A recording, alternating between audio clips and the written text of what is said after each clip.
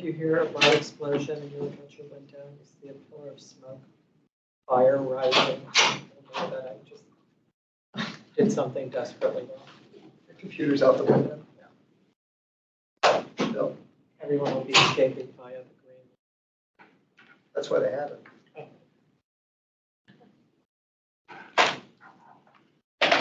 Dramatic things being discussed over there. One of those days. No, I've never used this system before. What kind of a system is it? This, Oh, this one. Oh, Yeah. yeah, yeah. So, yeah, you've got tasks that you're not used to. Oh, I'm Steven. Uh, Nice to meet you. Sorry. Bill, oh, good to meet you. Yes. Yeah, thank you for coming. Thank you for having me. no, I'm double timing, and I have to go home and pack. I've got it early morning flight. Wait. Do you want to click on people and let others know? Check mark. Is this the SPRC meeting? No, it's over there. It's second floor in the cherry room. Okay. Yeah, this is the C2E2. Ted, I know. It's Monday night. somebody from the public. And I first was there. I think this is the gentleman from the green building.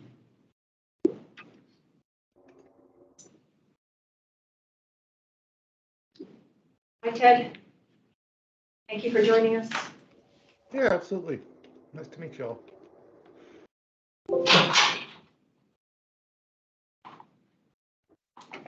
So, Joe Mason. you have 4 people. Doug? Isn't I know. it I know. just There you go. the Good to see you. person How are you? from Doing well, the yourself? electrification? It's, yes.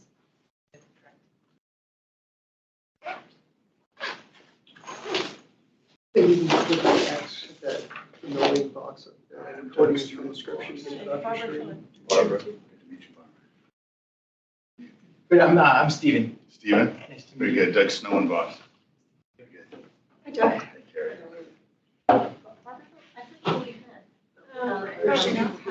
You may have the number of guests. And then are you good with me to go? Sure. Oh, so you're. I did that. Got it. Sorry, and I apologize. I'm Steven. I don't know if you- Barbara, no, I Unless Sharon Yeah. is still So yeah, I did there, neighborhood college. It's a really great program. Yeah, we're in the third week. And yeah, you can stop sharing if you want to, Part you because need to- all people are seeing is, Assignment is good. there you go. Right. See how they can see the Yeah. camera. Just take advantage of it and try and keep in touch with everyone you meet. And What happened to the, I'm Bill Egger. Or it's good. Cinderella. Nice to meet you. what happened to the PDF? How many people are in the group this year? About 25. Oh, they're Oh, good. Yeah. All over Zoom mostly? No, actually, it's mostly for. Wow. Okay. Where do you guys go? Judy Collins. Meet up. When I was doing Here? the pandemic. That you, Next I week know. is at the. I was wondering about Yeah, next. And then if Joe's gonna be here, How you you doing? do stuff. Then there's one stuff. Well, she's supposed to be here. Wow. She didn't tell me she wasn't gonna be here. Very cool. Doug Snow boss. Michaela. McKenna. Michaela. Michaela. I don't have any desperate. I'm Bill Egger Hi. with the county. Nice to meet you. Nice to meet you. I'll be talking here a little bit.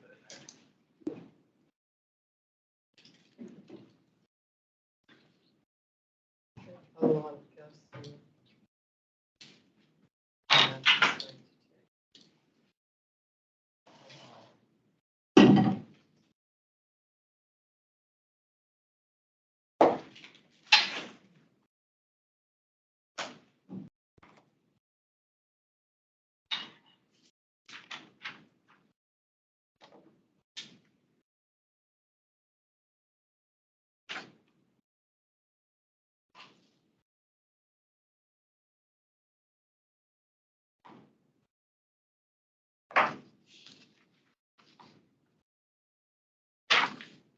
I hate to be rude, but if we could meet the 9 p.m. I fully in agreement with that. Yeah, that's rude.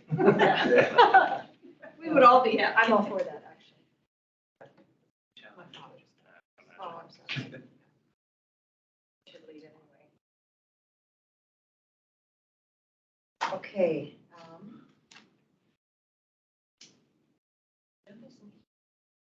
You have a quorum of commissioners, which, let's see, 1, 2, No, 3, Joan would be our 5. Well, let's see, 1, 2, she's not a commissioner. 1, 2, Oh, no. 3, 4, 5. We need 2 more. Well, for, But Joan do said we have that any she online yet? ran, no, I'm talking about a quorum in person in order to do the Okay. letters and the minutes. Right. Did Joan say anything about being? Joan said that she thought there was going to be a quorum. There are 2 people that didn't respond, but she said they generally show up in person. She didn't identify who. Yeah, there was some back and forth about people coming, but. Should we start without Joan? No, we don't have a quorum for decisions, Yeah, we right? don't have a quorum. Yeah, But that's only critical for decisions, correct? Should we have public comment? We could. Okay. Maybe that's, we need to, we have a hard stop. Hello, can everyone hear me? Great. We have a number of public guests here tonight. If you could just, I'm going to call out names and just tell me if you're here from the public. And if you are, can you just introduce yourself, and then you'll have up to 3 minutes to make comment. I just want to let everybody know that we are recording and transcribing the meeting. So the first name I see is Dorothea Antonio. Sure, and hello, everyone. I am with the, I am participating in the Arlington Neighborhood College and had heard about this meeting and just interested in hearing your agenda and learning more about what you do. Great, welcome. Thank you. Super, thank you, welcome. Gary Shinners, your name correctly. Are you also a public guest? Yes, I am. I'm like Dorothea. I'm attending based on the suggestion of the Arlington Neighborhood College. And I'm also a member of the Arlington Regional Master Naturalist and a Virginia Master Naturalist. And that was part of the reason why I also wanted to sit in on one of your meetings. Excellent. Thank you so much, welcome. This is the first time I'm doing this. I'm actually the bureau chief trying to do something responsible tonight. So pardon me if I don't get your identification correct, but is it Jamie Hood, and are you a public guest? Hi, yes, my name is Jamie Hood. I'm also with the Arlington Neighborhood College, but I work at Arlington Community Foundation, and I have a deep interest in sustainability and the environment, so I thought I would sit in. Great, welcome. And Judy Collins? Hello, I'm Judy Collins, and I am an observer from the League of Women Voters, Arlington and Alexandria City. Just here to observe. Thank you. Welcome. You remind me, I need to join the local chapter of your organization. Yeah, we'd love to have you. I would love to be had here. Pamela, it just simply says Pamela, a guest. Yes, hello. It's Pamela Barr. I'm also Arlington Neighborhood College, very much interested in the environment, so I thought that I would sit in. Thank you. Great. Ruth Willett. Hi, I'm a member of the local Sierra Club, and I'm just here to observe. Welcome. And Suzanne S., like Sam, also indicated as a guest. Hi, yes, Suzanne Swink. I am just here as myself. I'm an energy and environment professional, and I heard that you guys may be looking into building a green bank in Arlington in the future, and just wanted to observe because I'm considering applying for one of the vacancies on C2E2. So excited to learn more and just hear what's on your agenda tonight. Great, wonderful. And Ted, Tiffany, Ted, would you just like to introduce yourself briefly, although I know you're going to be speaking, you're on the agenda this evening. Yeah, And thank you for joining us.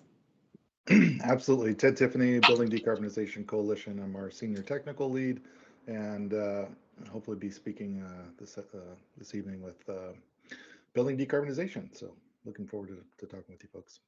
Great. And when it comes time, I want to make sure that we hear everything that you say, Ted. It was a little soft for me, your volume. Thank you. I will work on that. Thank you. Thanks so much. And we officially now have a quorum, so we can move forward to the business of the agenda. And I'm going to yield the floor to Joan. Joan may want to go around and do just a introduction, head count, so we can introduce ourselves to you as well. Okay, so we haven't gone around. Not around ourselves. Okay, good evening, everybody. Just tad late. That's one of the reasons why people don't take the bus that often. And Joe McIntyre, I'm chair of the Climate Change, Energy, and Environment Commission. So around this way. Sure. Rob Sandola, Commissioner. Bill Egger, Climate Policy Officer from Arlington County. Hi, Eric Gibbs, Commissioner. Milton, Commissioner. I'm Doug Snowden-Boss. I'm a new commissioner. I'm Barbara Phillip. I'm a guest serving one of the Arlington neighborhoods. Stephen D'Alessio, EM Commissioner. Carrie Thompson, Commissioner and Vice Chair. Rich Dooley, county staff on the air team. Demetra McBride, Bureau Chief, Office of Sustainability and Environmental Management for the county. And we have two in line. Cindy and John. Oh, Cindy and John, I'm so sorry, how rude of me. Well, we were a little bit late, I can't speak for John, but I'm coming from another meeting. But Cindy Lewin, Commissioner, happy to be here and looking forward to introducing Ted at slightly more length. Jonathan Morgenstein, I'm Commissioner, and I was late with a meeting with my 1-year-old, having to put him to bed. And do we have any public comments? We I don't think so. introduced everybody. Okay. Yeah. I just wanted to make sure there was nobody who was going to make public comments. No. Okay. Okay, so let's quickly go ahead and approve the minutes from the March meeting. I move to approve the minutes. I second. Okay, anybody have any comments or changes? I know Carrie went in and made a number of them today.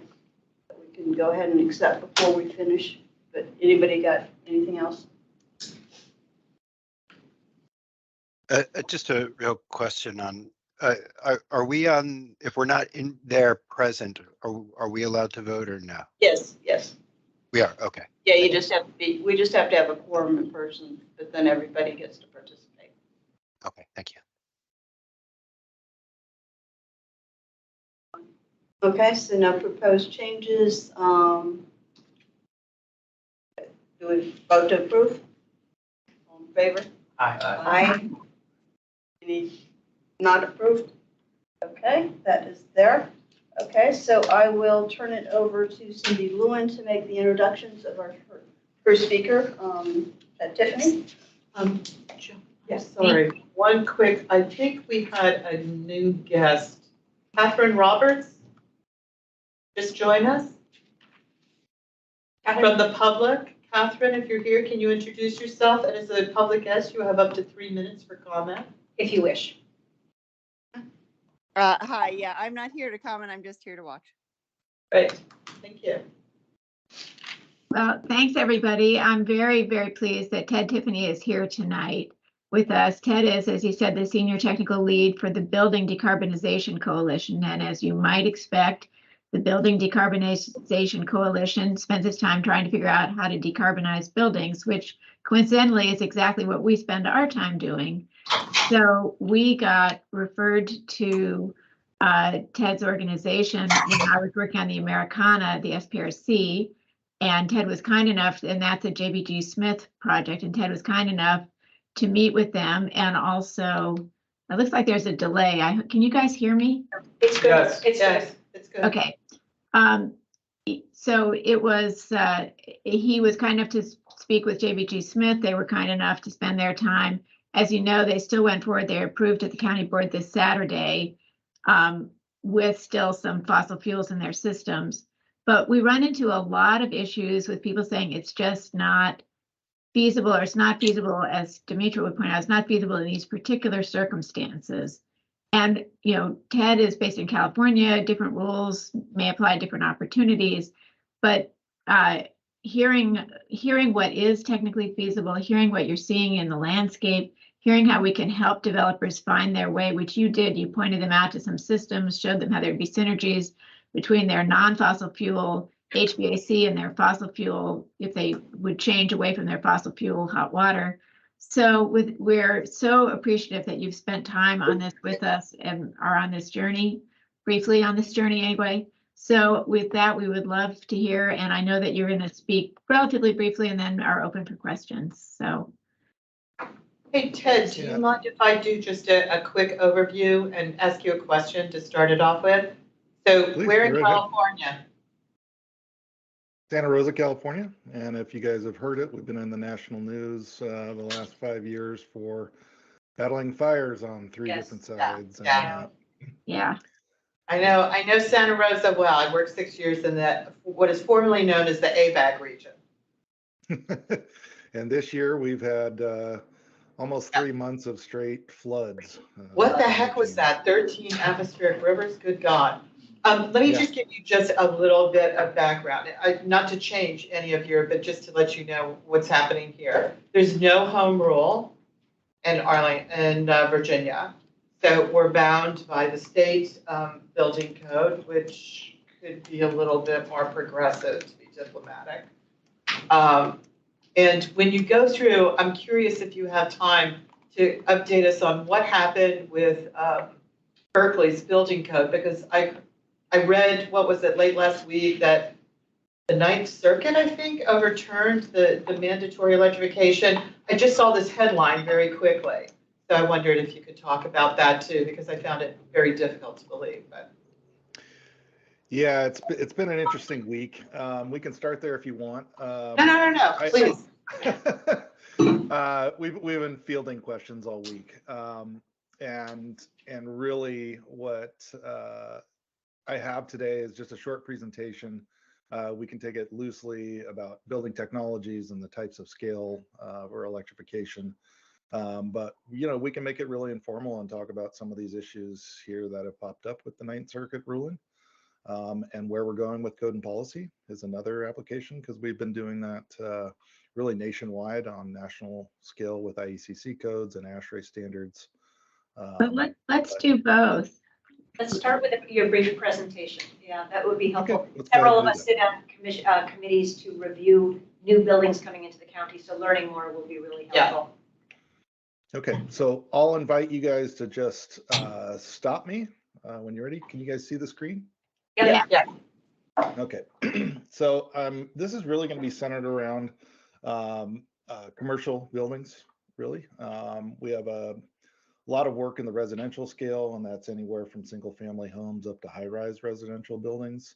And, you know, my background, I just sold my engineering firm of 15 years. So we've been designing anything from houses to hospitals, really complex buildings. So that's my background. And I was actually volunteering for BDC for a long time, working on code and policy uplifts and educational uplifts. And that organizational arrangement that the BDC has is really just to uplift building decarbonization. And that's everything from the OEMs trying to build technology to bring to market, but design practice with engineers and giving the owners language around decarbonization, and then working on the policy levers. So BDC is really trying to coordinate the whole effort to make sure that we're successful in building electrification. And we started to really just work on the whys of why we're doing this. We have to get off of our fossil fuel systems and onto clean renewable power. And the business case exists for that in every part of the country right now. Cost resiliency, we have all seen this last season how very vulnerable we all are to natural gas pricing and the infrastructure increases in cost. we're at that point in time where our aging infrastructure is something we need to pay for and reinvest in. So we've got regulatory changes with the financial reportings and the disclosure coming up. We've got a lot of health and equity issues that we're facing as well. So all these are really driving the why. I'll quickly go through these reasons. I think everybody in the room really knows why we're going down this path.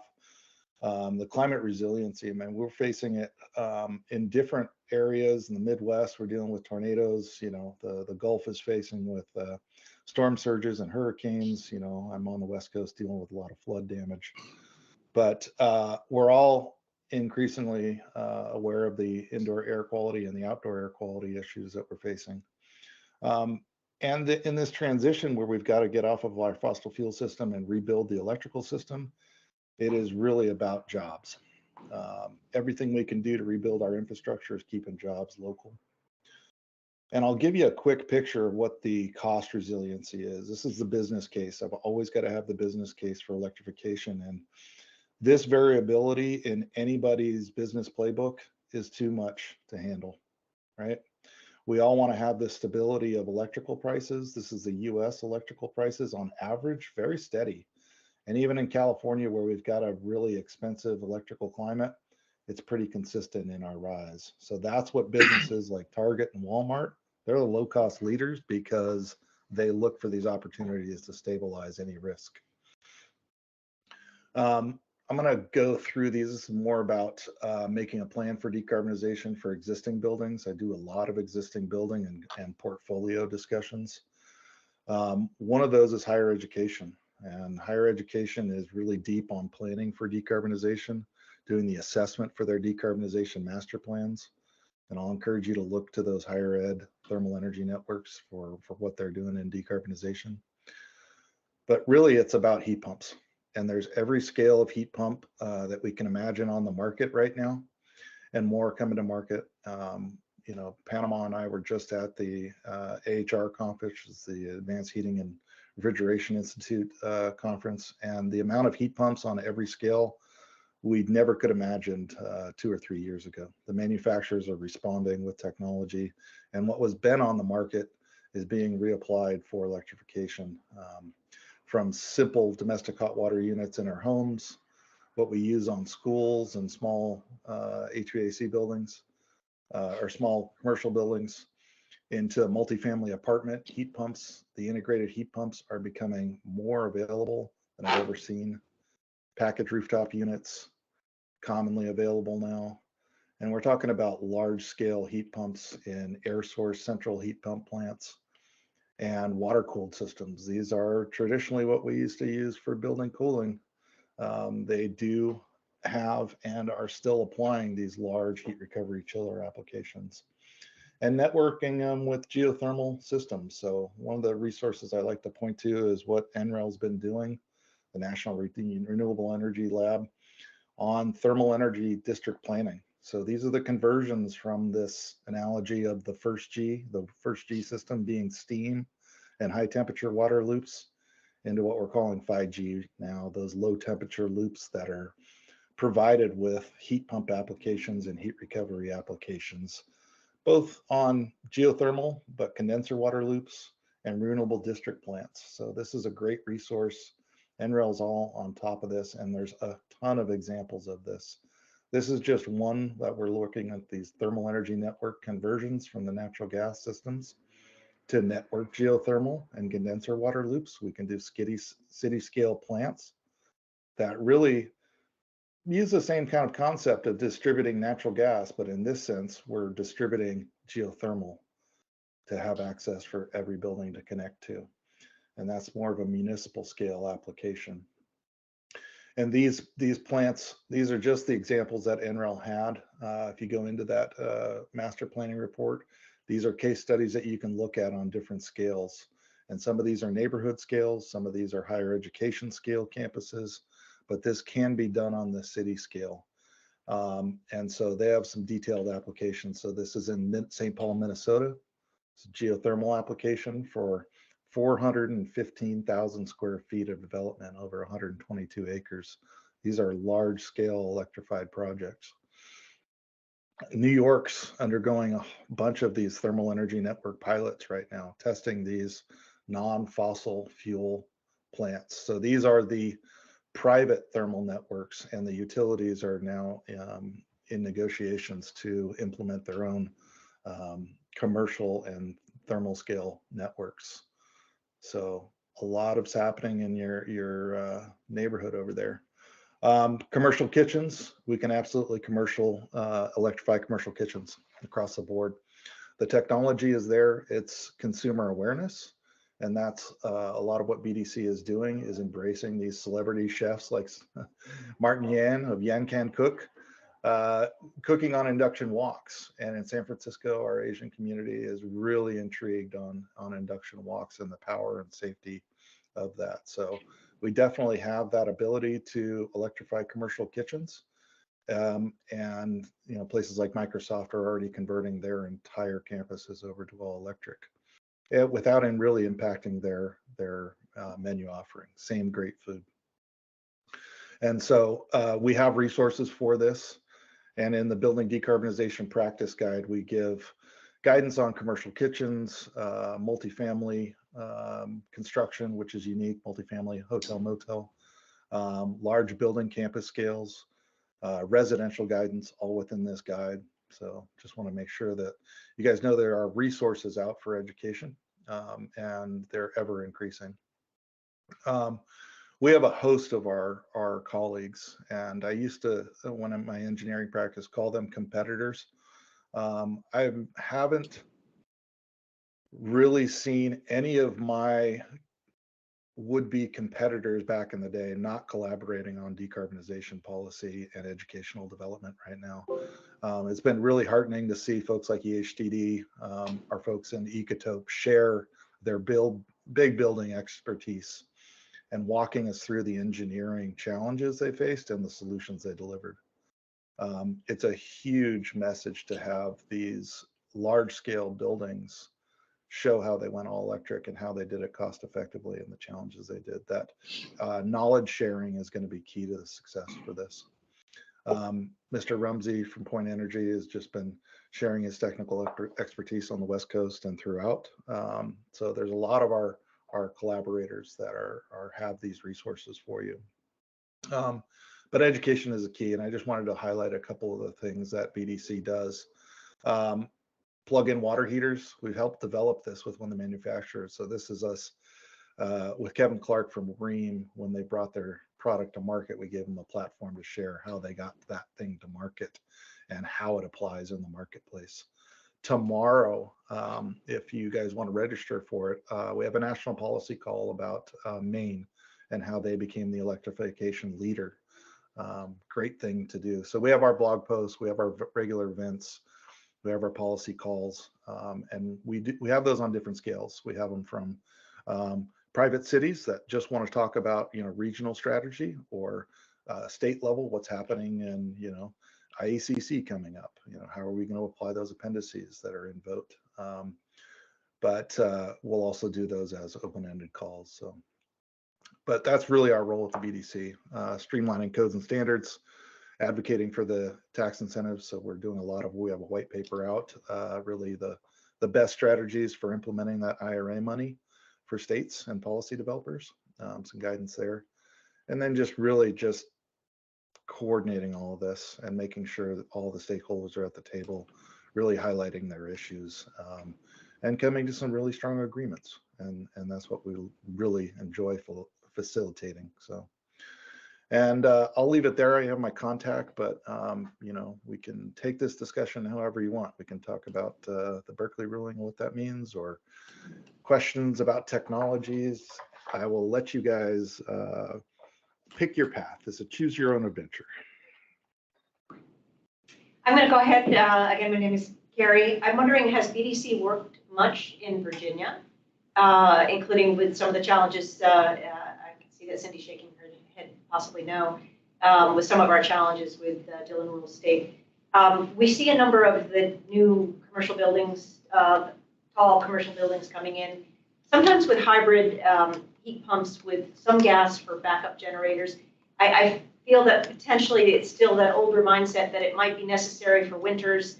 You know, how do we persuade them that they really don't need that? And those who are building taller buildings are saying that it's not possible to electrify hot water systems after a certain number of floors. And, you know, we know that's not necessarily true. It may just require some workarounds. Any thoughts about those things? Yeah, I think, you know, part of the conversation Cindy and I had was just getting educational resources into the hands of those designers that may have not encountered it before, and really get them to leapfrog that learning curve. We're seeing that over and over again, that answer about domestic hot water not being able to do it in a high rise. So we've got a couple of our partners are working on a presentation right there to really go through. Ecotope is one of those partners. Their lessons learned on doing that in a couple of their high rises and the technologies they've applied. So those resources are out there, that educational sharing. We need to find a way to better facilitate that and through the design community. But part of that can be enabled by you in those discussions of like, yeah, we do have a couple of examples of that. Let's get you in touch with the designers that worked on that and get that knowledge into the sphere. That's part of the effort that's going on ASHRAE right now, which is the engineering society. They're putting out those design guidance right now. Those are in development. So that's been a missing component in the market. But before we have that design guide in place, you know, we've got that knowledge share and that ability to do that. Thanks. Oh, sorry, I didn't answer your policy question in Virginia. I haven't been actively working in Virginia. And, you know, if there's an opportunity to help you guys develop code and policy around this, we'll lean in. That's great to hear. Hi, Ted. Big fan of the BDC here. Love what you and Panama and the team are doing. I was wondering if you could speak to your outreach to municipalities, and I believe you have like a mayoral coalition. And can you just speak to that? Obviously, we're advisors to a county board, and would love to know how you're approaching that audience from the standpoint of the BDC. Yeah, I mean, my role really right now is working on California policy, and that's been our push this last week. So it's come in two forms this week specifically. One, getting all of our regional partners together to talk about the decision and what the strategies are for the Berkeley decision in specifics. And that was a closed network group of, you know, city actors, what's the interim policy and things like that. We also did some public outreach and public meetings about, you know, the decision and what it means for others that may be adopting policy or were considering policy and the implications of that.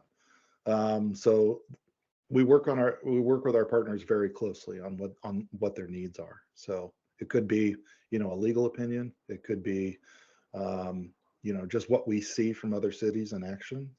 And if we have a trusted partner and we say we can, you know, share what a city's doing, we can share that with a number of other cities that may be considering another policy like that. So that's really how we work is just very closely and in a trusted manner. Maybe, can I just pose a quick follow-up? Do you have like a municipality best practices guidebook at the BDC? So we do have our compass, it's called, on our website that has example policies throughout the country.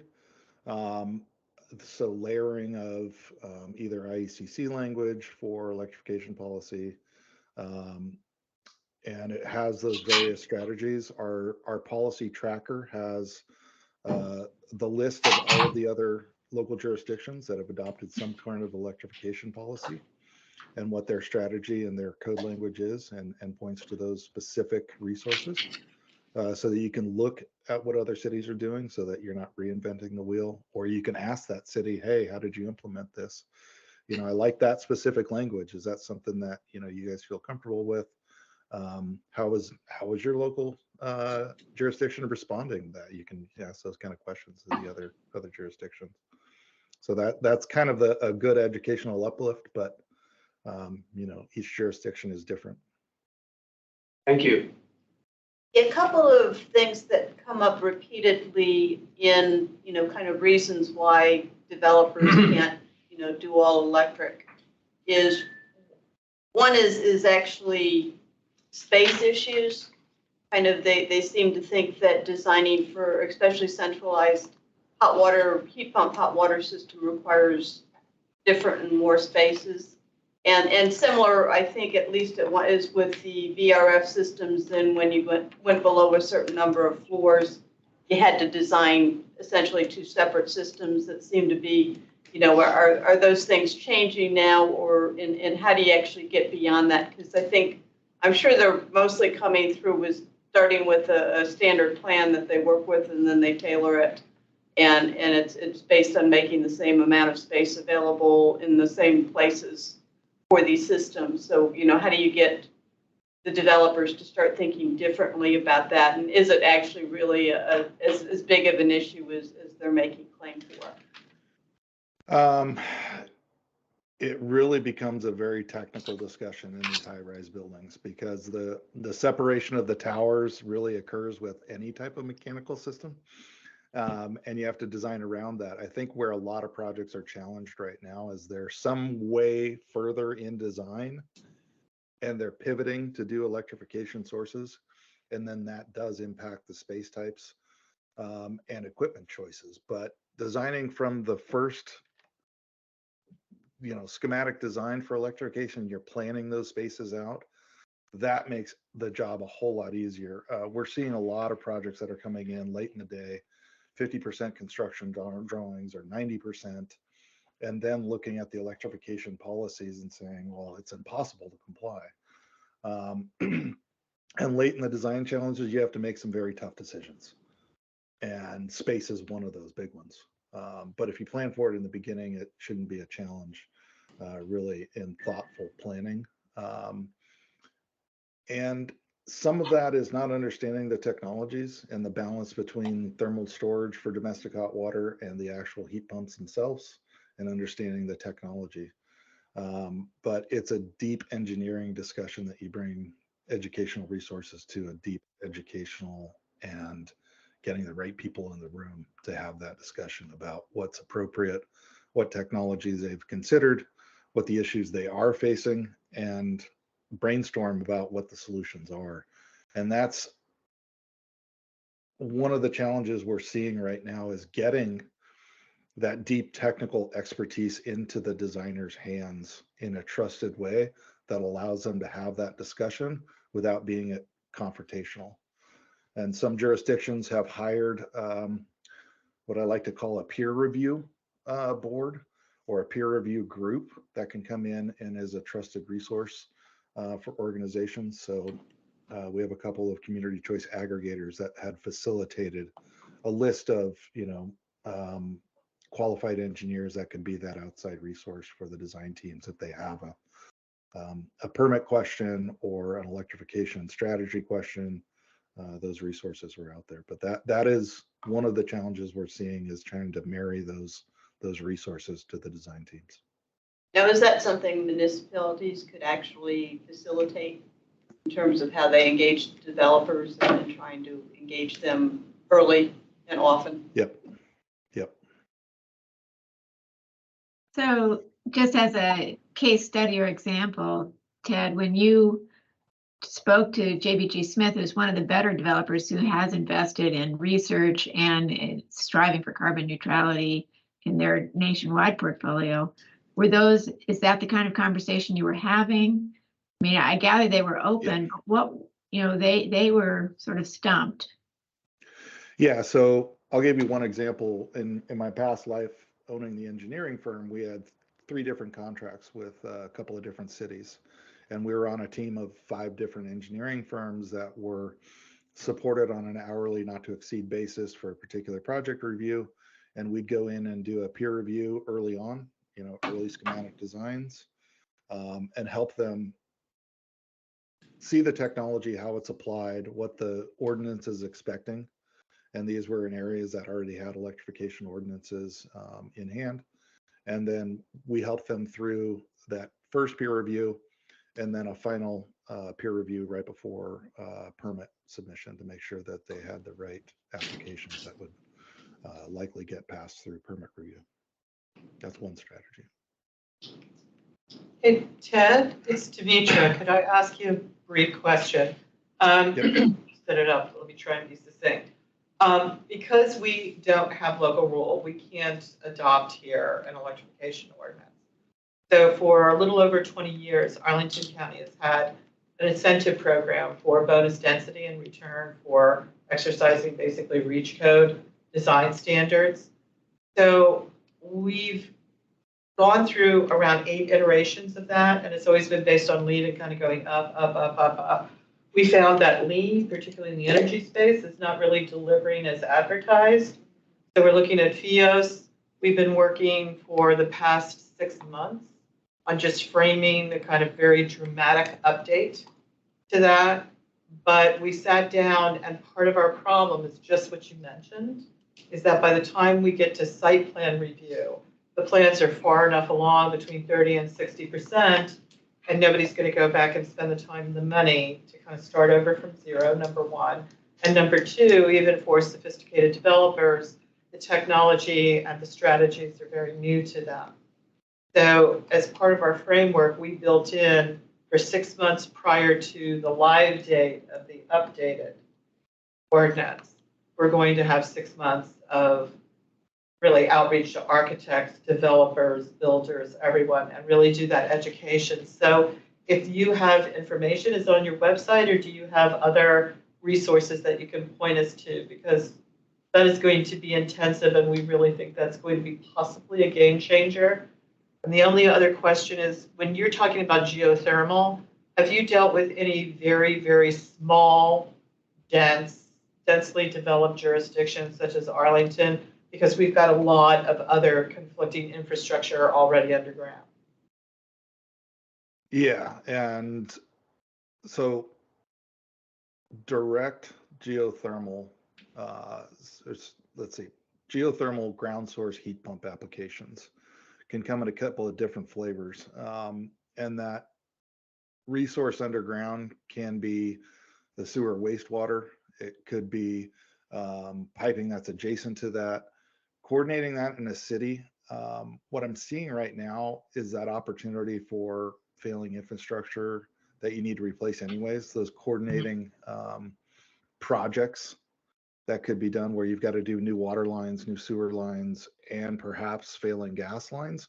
That's a huge opportunity to pair those with a wastewater geothermal tied system, so that a piping, once that trench is open, you can do all that work together. That optimizes costs, those kind of things that we're seeing. But yeah, if you're trying to retrofit a particular building without doing any of that other work and having that deep underground coordination issue, direct geothermal heat pump piping and boring is going to be really challenging there. So those are the opportunities for air source heat pumps and other water source applications that can be applied. Great, thank you. Now, one thing we're. Can I follow up on that, please? Yeah, go ahead. So Jonathan Morgenstein, sorry I couldn't be there in person, but I actually happen to work at NREL, and one of the projects that we've been working on, not for NYSERDA, but for the city government of New York, is doing feasibility studies for district ground source heating and cooling. And I'm not personally familiar with all the specific pilots that you had in your slide, but I noticed there were a number of projects specifically in the city, and obviously you don't get more dense in the United States than New York City.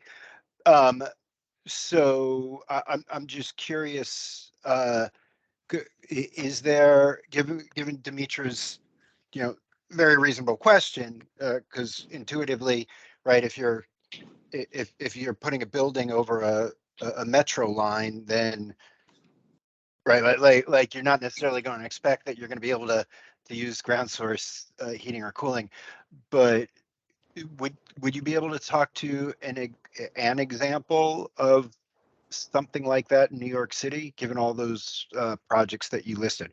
But but also correct me if I'm wrong.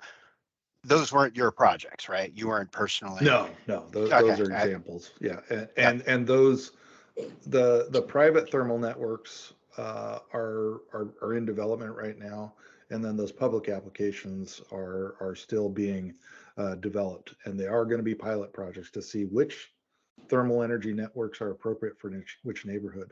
In most cases, geothermal won't be the right thermal network, but it could be, you know, City of Vancouver, they have a complete district thermal plant that's running on biogas is a solution for their thermal network. And that's coming off their wastewater treatment plant.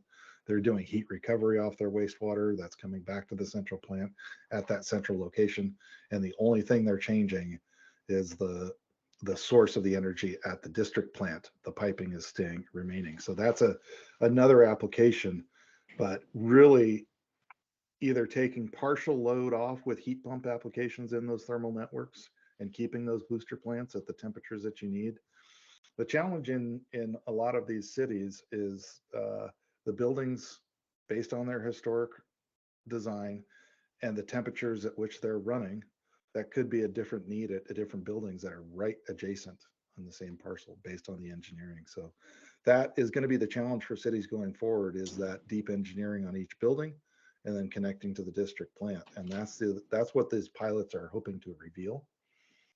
And there's going to be a lot of educational resources that come out of those pilot applications.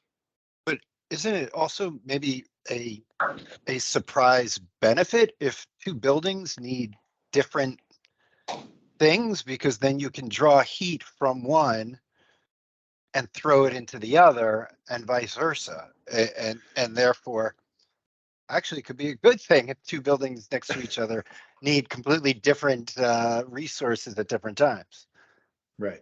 You have a data center and a hotel that needs hot water right next to each other, right? That's a symbiotic relationship, right? So. Yep. Just quickly, and maybe then we can circle back and talk about Berkeley. But one of the other impediments we run into when we bring up the electrification topic at reviews of new commercial buildings coming into Arlington is they look into it, they look at the load, they have a discussion with the utility, and the answer is there's insufficient load to go electric for all of our systems, and the conversation stops there. How do you coach us, the Arlington County, to encourage a larger conversation with our utility to up the loads and make it possible? Because that's where we're heading, and it needs to happen. Yeah, and that's a challenging discussion. We've got a lot of different regulatory bodies that are introducing this topic for the first time. You know, what does an electrification impact look on a fairly historic electric grid in that region? And you know, we're partnering with a couple of our utilities on the West Coast to have that facilitated discussion, getting vision on the grid of what is an impacted zone, right? Where can't we really electrify without doing a huge infrastructure upgrades? So our particular utility right now is overlaying for the first time their natural gas network and their electric network on the same planning scale program. That shows them where they're going to plan to do electrification or investments in natural gas piping in the next 10 years. And now has the tool to evaluate, can we not do that underground piping network for the gas utility and then put that money into the electrical infrastructure upgrade? That is a single utility that provides both. That conversation was a little bit more difficult when you've got one electric utility and one gas utility. They're completely different silos. And that is a regional difference and regulatory difference from every state and region, and even some municipals that have their own power systems. So it starts with a conversation and a brainstorming, getting them to the table and saying, look, this is a barrier. We need to have solutions, and we need to have everybody at the table. What does that look like for you? What do we do to facilitate that early vision in a project of what could that electrical impact mean on a project? And what are the ways to speed up that electrical infrastructure upgrade without costs? Yeah, if you're adding in geothermal as part of those discussions, does it almost make geothermal more attractive because of the energy efficiencies you get out of geothermal that you might be able to reduce the electric load? Yeah, Just kind of thinking whether or not when you start to add those things together. I've even had this discussion with the building designers that started with, electric resistance boilers and showed a huge load to the utility that they needed, but didn't do the thought exercise of, okay, what if we do heat pumps that cuts it in a third? What if we do air source recovery that'll get another 10% down on that load that might not trigger that electrification upgrade at the panel or distribution level for projects. So we're actively having that discussion of what does that non-upgrade alternative look like in the design? What's the threshold? And that's the utility that needs to say that. What's that threshold that you need to stay under to make sure that electrification project comes in? And I will say 9 out of 10 times we've gone to the utility, we're talking about the electrification of vehicle charging stations that are the bigger impact on the building, not really the decarbonization or electrification of the building.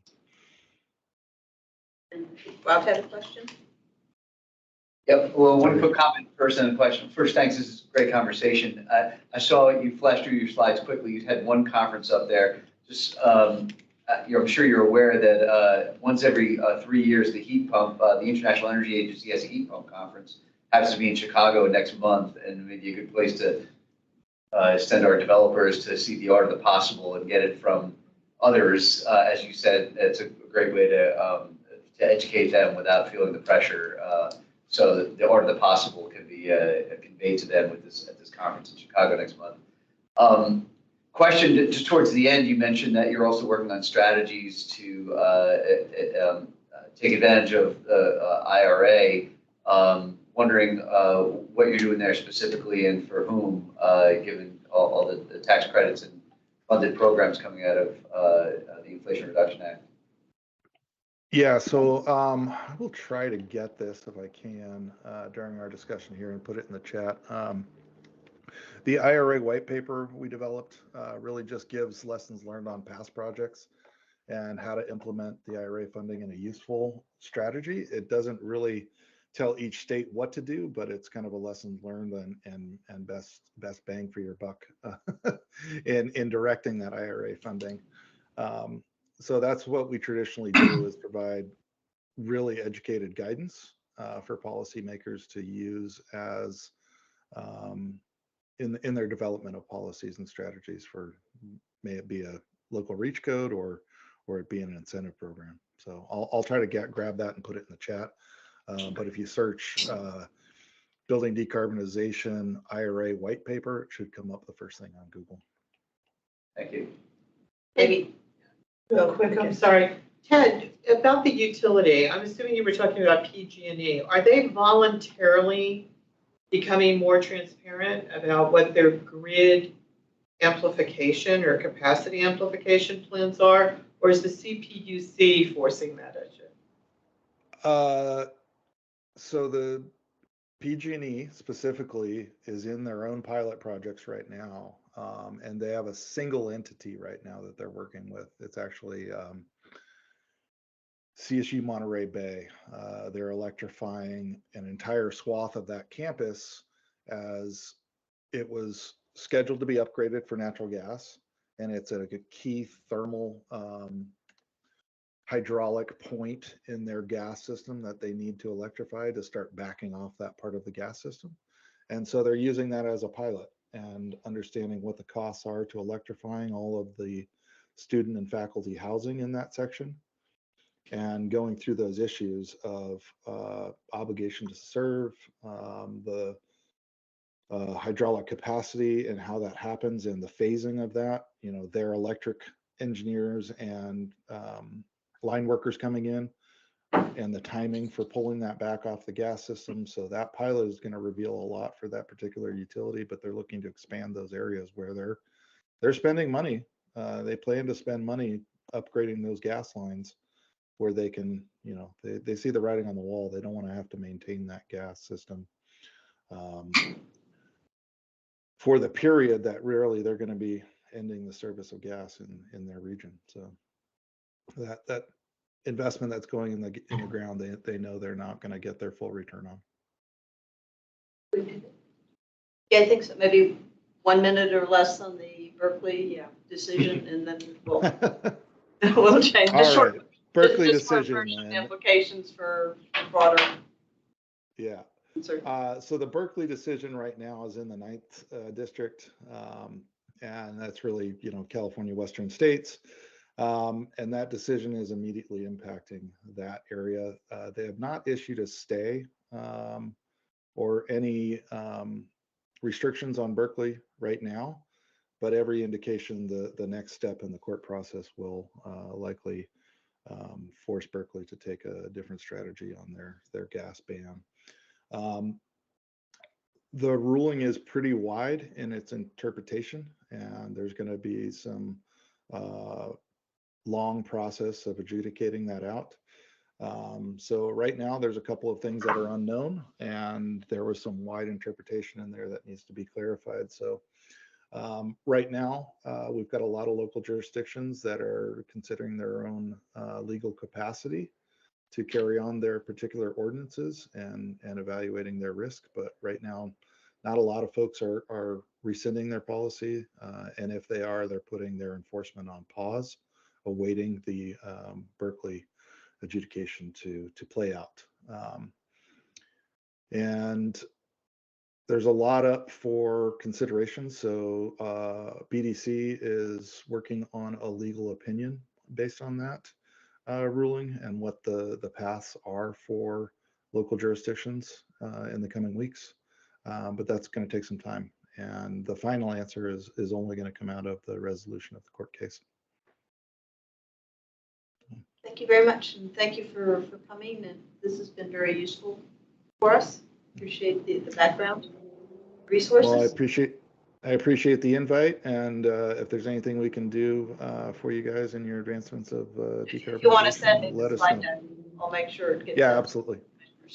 Yeah, Cindy will have a copy of it. Great. Thank you so much, Ted. This was so informative and you're so knowledgeable. We really appreciate it. Thank you. Try to do my best. Your evening. Appreciate y'all. Keep up the good work. Thank you, too. Thank you, Ted. Okay, and now we get to turn and have a discussion with Bill Egger, our newly appointed climate officer that we worked for a couple of years to kind of get, and hopefully he's happy that he's got his second position returned to him with the new budget. But we're anxious to hear what you've learned in your fire hose of the last few months and what you're thinking about going forward. Awesome. No, thank you. Yeah, Bill Egger recently joined the county as the policy officer position in the county manager's office. And I just want to thank you all for inviting me here tonight to meet you all. I know our time will be spent closely over the coming years with not only myself, but Demetra, the AIR team, and many throughout the county. So this is not an individual process or individual effort. This is a really collaborative work, longstanding collaborative work, and I'm just joining to continue to take that forward with the county as a whole. Just going to do three things. I think, if anything, kind of address three things tonight. One of which, just offer a little bit of introduction to me, just give you a little bit of where I come from, who I am, and where I come to the county with experience and background. Two, just give you a little insight into where I'm currently at with regards to my work in understanding the county, the community writ large, and understanding the needs and the priorities. And then third, really open up as an opportunity for hearing from you all your priorities and perspectives, and use that as time to really hear and listen, and understand here and why your all's perspectives, particularly since you're strong advocates for the creation of this position. So that stands as my agenda. Happy to kind of add anything else. I will say very, very clearly up front, I am still learning the organization. I'm still learning the issues. And so insofar as deep understanding of policy questions at this point in time, I really have to defer to my partners throughout the organization, including Demetra and others, just to be fair to kind of where I'm at within my learning process. So I'm happy to take in questions, but I may have to defer those to others throughout the county. Just as a quick way of background introduction, I come to the county after having spent a little over 13 years with the city of Alexandria, our peer jurisdiction to the southeast here. In that tenure with Alexandria, I started their climate action program and built it up over the course of those 13 years. Had the opportunity and privilege to serve that community, everything from working on our organizational energy efficiency and decarbonization work, buildings, transportation, et cetera, and then working at the planning, green building, policy, regulatory, and broader kind of adaptation questions facing the city of Alexandria. Before that, I worked for the city of Cleveland, worked for the mayor there, was one of the principals for the building their climate action program as part of their Office of Sustainability. Spent a few years doing that work early in the aughts as municipalities began to build their own sustainability offices, was privileged to serve that community. And then before that, I had spent some time working in the industrial decarbonization, the building energy efficiency, and then the international, international renewable energy and rural electrification kind of world. So I've had the privilege to do a lot of different things over the course of my life, still continuing to learn and build my understanding of this world and going to serve our public right now in the local government and local community capacity. So that's been my experience. My official training, multidisciplinary engineer, also done a lot of other things, public policy, urban planning, economics, geology, just a bunch of kind of ways to build out my understanding of the world. So I come at things from a more systems-oriented approach and try to bring kind of knowledge from other disciplines and domains to kind of broaden out my understanding of how to focus on problem solving and finding solutions. So happy to go into the detail, but that's really just kind of more formality than where I, necessarily bring all that to bear on a day-to-day basis.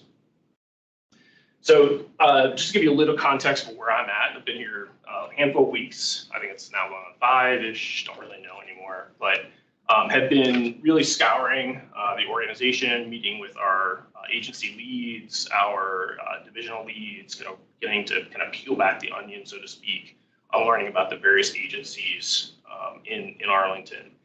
In many ways, I've spent a long time in local government, so I understand the generalities, kind of the fundamentals of local government, but each organization is slightly different. Different organization, different ways of approaching problem solving, collaboration, decision making, and trying to understand those processes from Arlington's perspective. Spent a lot of time during the budget process as of recent, listening into agencies articulate their priorities, where were they investing resources, both in long-term projects, but also in day-to-day problem solving on behalf of the community and just understanding that landscape. And then I continue to meet with our agencies across the board. For example, this week I'm meeting with community planning and housing and development, learning more and more about those, their organizations, meeting with DES in a few weeks to meet all of the senior staff, working with AIR and OSEM to better understand their work.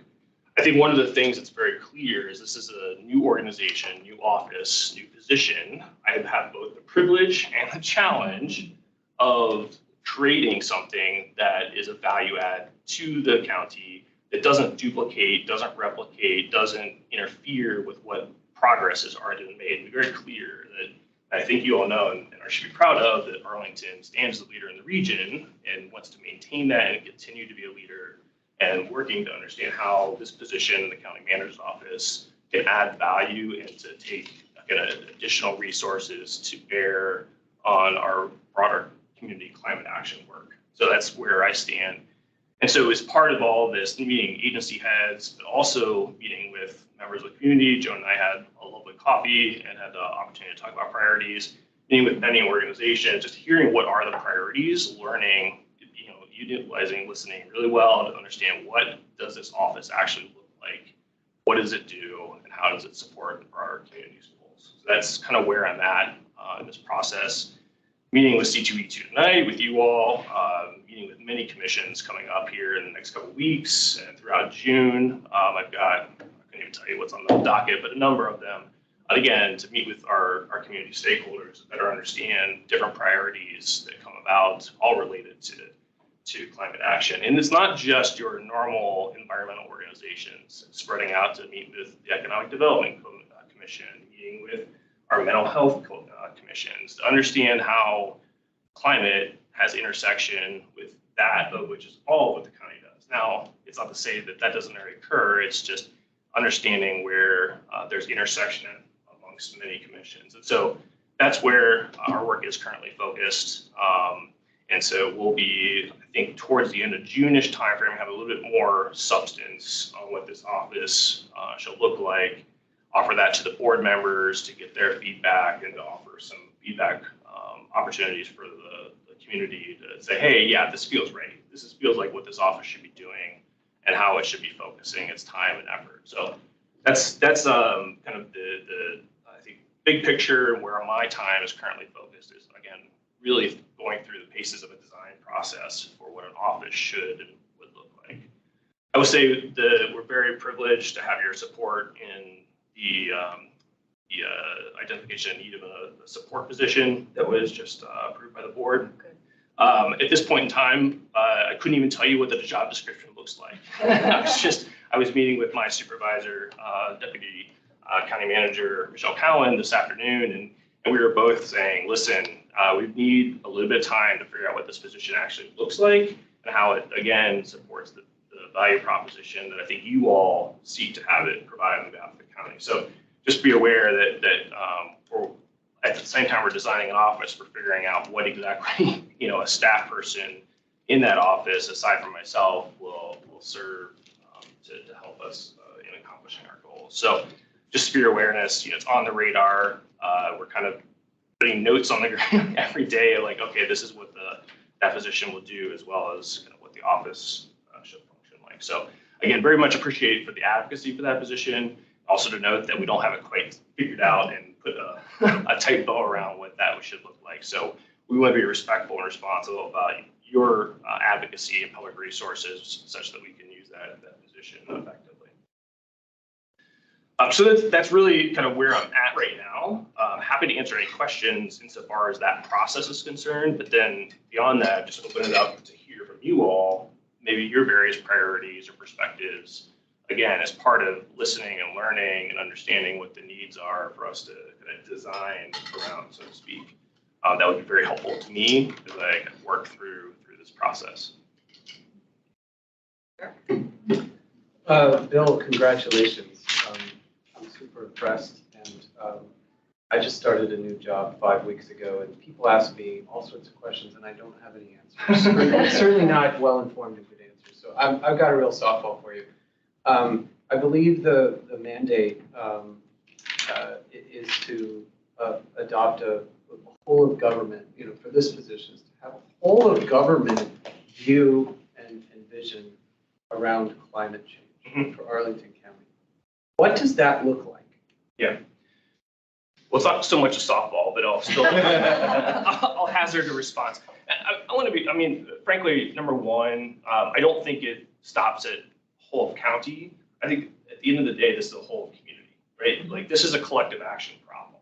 And so we as a county have a role as an institution and I would argue a trusted institution and a longstanding leader in the climate action work. The recent reported or the Accelerate report that was just published just articulates that we stand as a leader in Virginia, the region, and nationally. That is to say also that when we talk about that's the county's work, we have many really strong institutions in the community. Be our universities, be our private enterprise, be our community-based organizations, our foundations, et cetera. So it's working across those organizations. So we do that. And it's not to say we don't work with our partners. I think it's taking that up even further of a notch, so to speak, and figuring out how we can leverage their resources, their efforts. There are incentives that they have as corporations or institutions to invest in climate action on their own behalf. How do we coordinate that? We do that for program development. I think there's a value and a vision that needs to come with that as a community that we can leverage. So that's one. How you do that, what the structure, need to figure all that out, and that's part of a process of engaging with the community and learning priorities, learning kind of the ethos of organizations and institutions to bring that together as a common, way to offer a vision for how that can be done.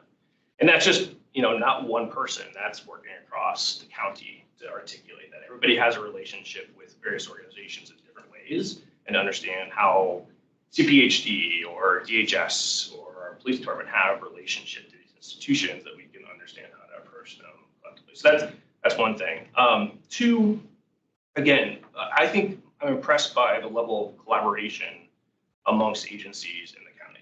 When I was going through my interview process, it was articulated to me that a value of the county was collaboration amongst agencies. I've in just a short amount of time observed that. I think where there's opportunity is that there is need for capacity building, and what I mean by that is that while there's really strong partnerships amongst portions of agencies, like having everybody kind of understand the value of climate action as part of the enterprise. Like this is like equity, like climate is a value that we bring to bear, and like spreading that idea throughout the organization. Now that's kind of at the qualitative level. At the quantitative or more tactical level is then how do you build that into decision making, right? And we've seen very strong examples of that through the county's racial equity work, right? If you go and watch any of the budget hearings, you will see that every agency understands that as a value of this organization to address systematic racism. How do we do that? We do that through a budget. And is there ways to replicate in some way, shape, or form? Not exactly, but that process and that approach is part of the enterprise. That's, I think, part of the question that so that's part of the whole county, and then relating to the whole community perspective as well. You appreciate that. Hi, I'm Kevin Benson. Sorry I came in late. I've been a member of C2E2 now since before C2E2, since I think my third year now. I wanted, this is more a comment, not so much a question.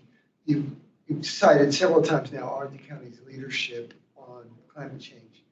And frankly, from the C2E2 that we have pointed out a number of times where we actually think the county has been failing in that leadership role and has been resting on its laurels and looking at past success in leadership as opposed to present tools or tools it could be using in the present to advance climate change responses and remedies better. We have a lot of tools here, and we have the luxury of a county that's actually very, very wealthy compared to the rest of the country, and with incredible public support in this county for the agenda of addressing climate change.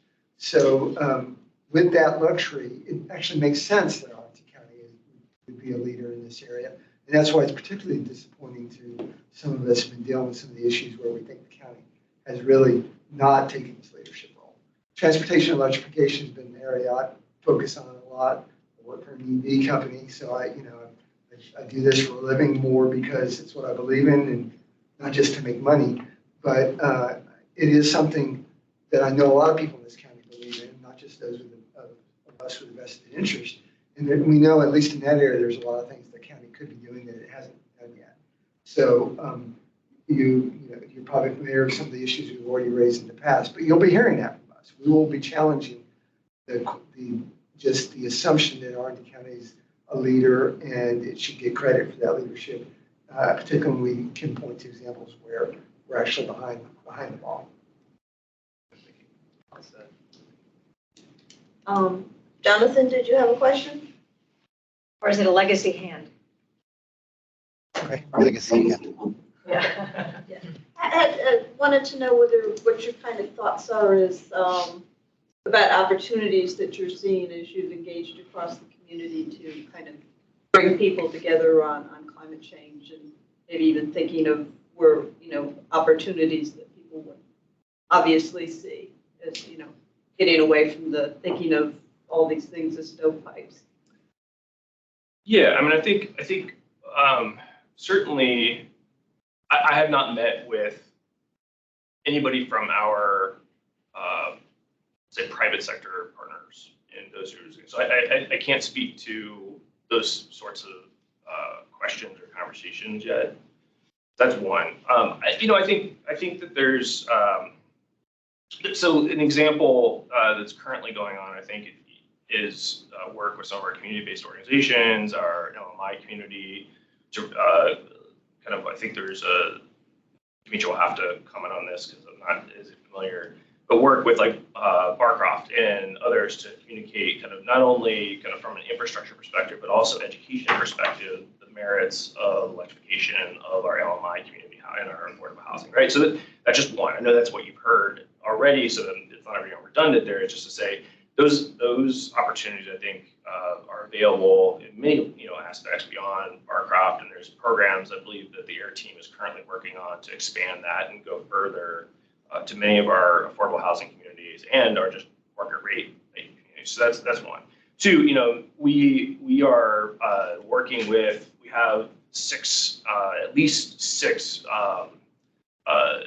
institutions of higher learning, right? Number one, who have both students and stakeholders that live in the community, but also learn here, right? And we're already starting work with GMU and longstanding work with GMU, but in other ways, forthcoming programs. So these are just opportunities that we have to do there. We have, and has gone in the past, we have a really strong arts community. We have a really strong library system. These are all educational venues to emphasize how climate action integrates not just as a principle of environmental advocacy or environmental stewardship, but also it's a celebration of the arts, celebration of education, et cetera. I have not had the opportunity to meet with Arlington Public Schools yet, but there again, and there's already been a historically strong partnership between the county staff and APS staff. There's ways to strengthen that for educational opportunities. I mean, so there's a few. Our natural resources and forestry teams, I was in discussions with them last week about some of their education stewardship outreach that they're currently working on. They're already strong narrative regarding climate action.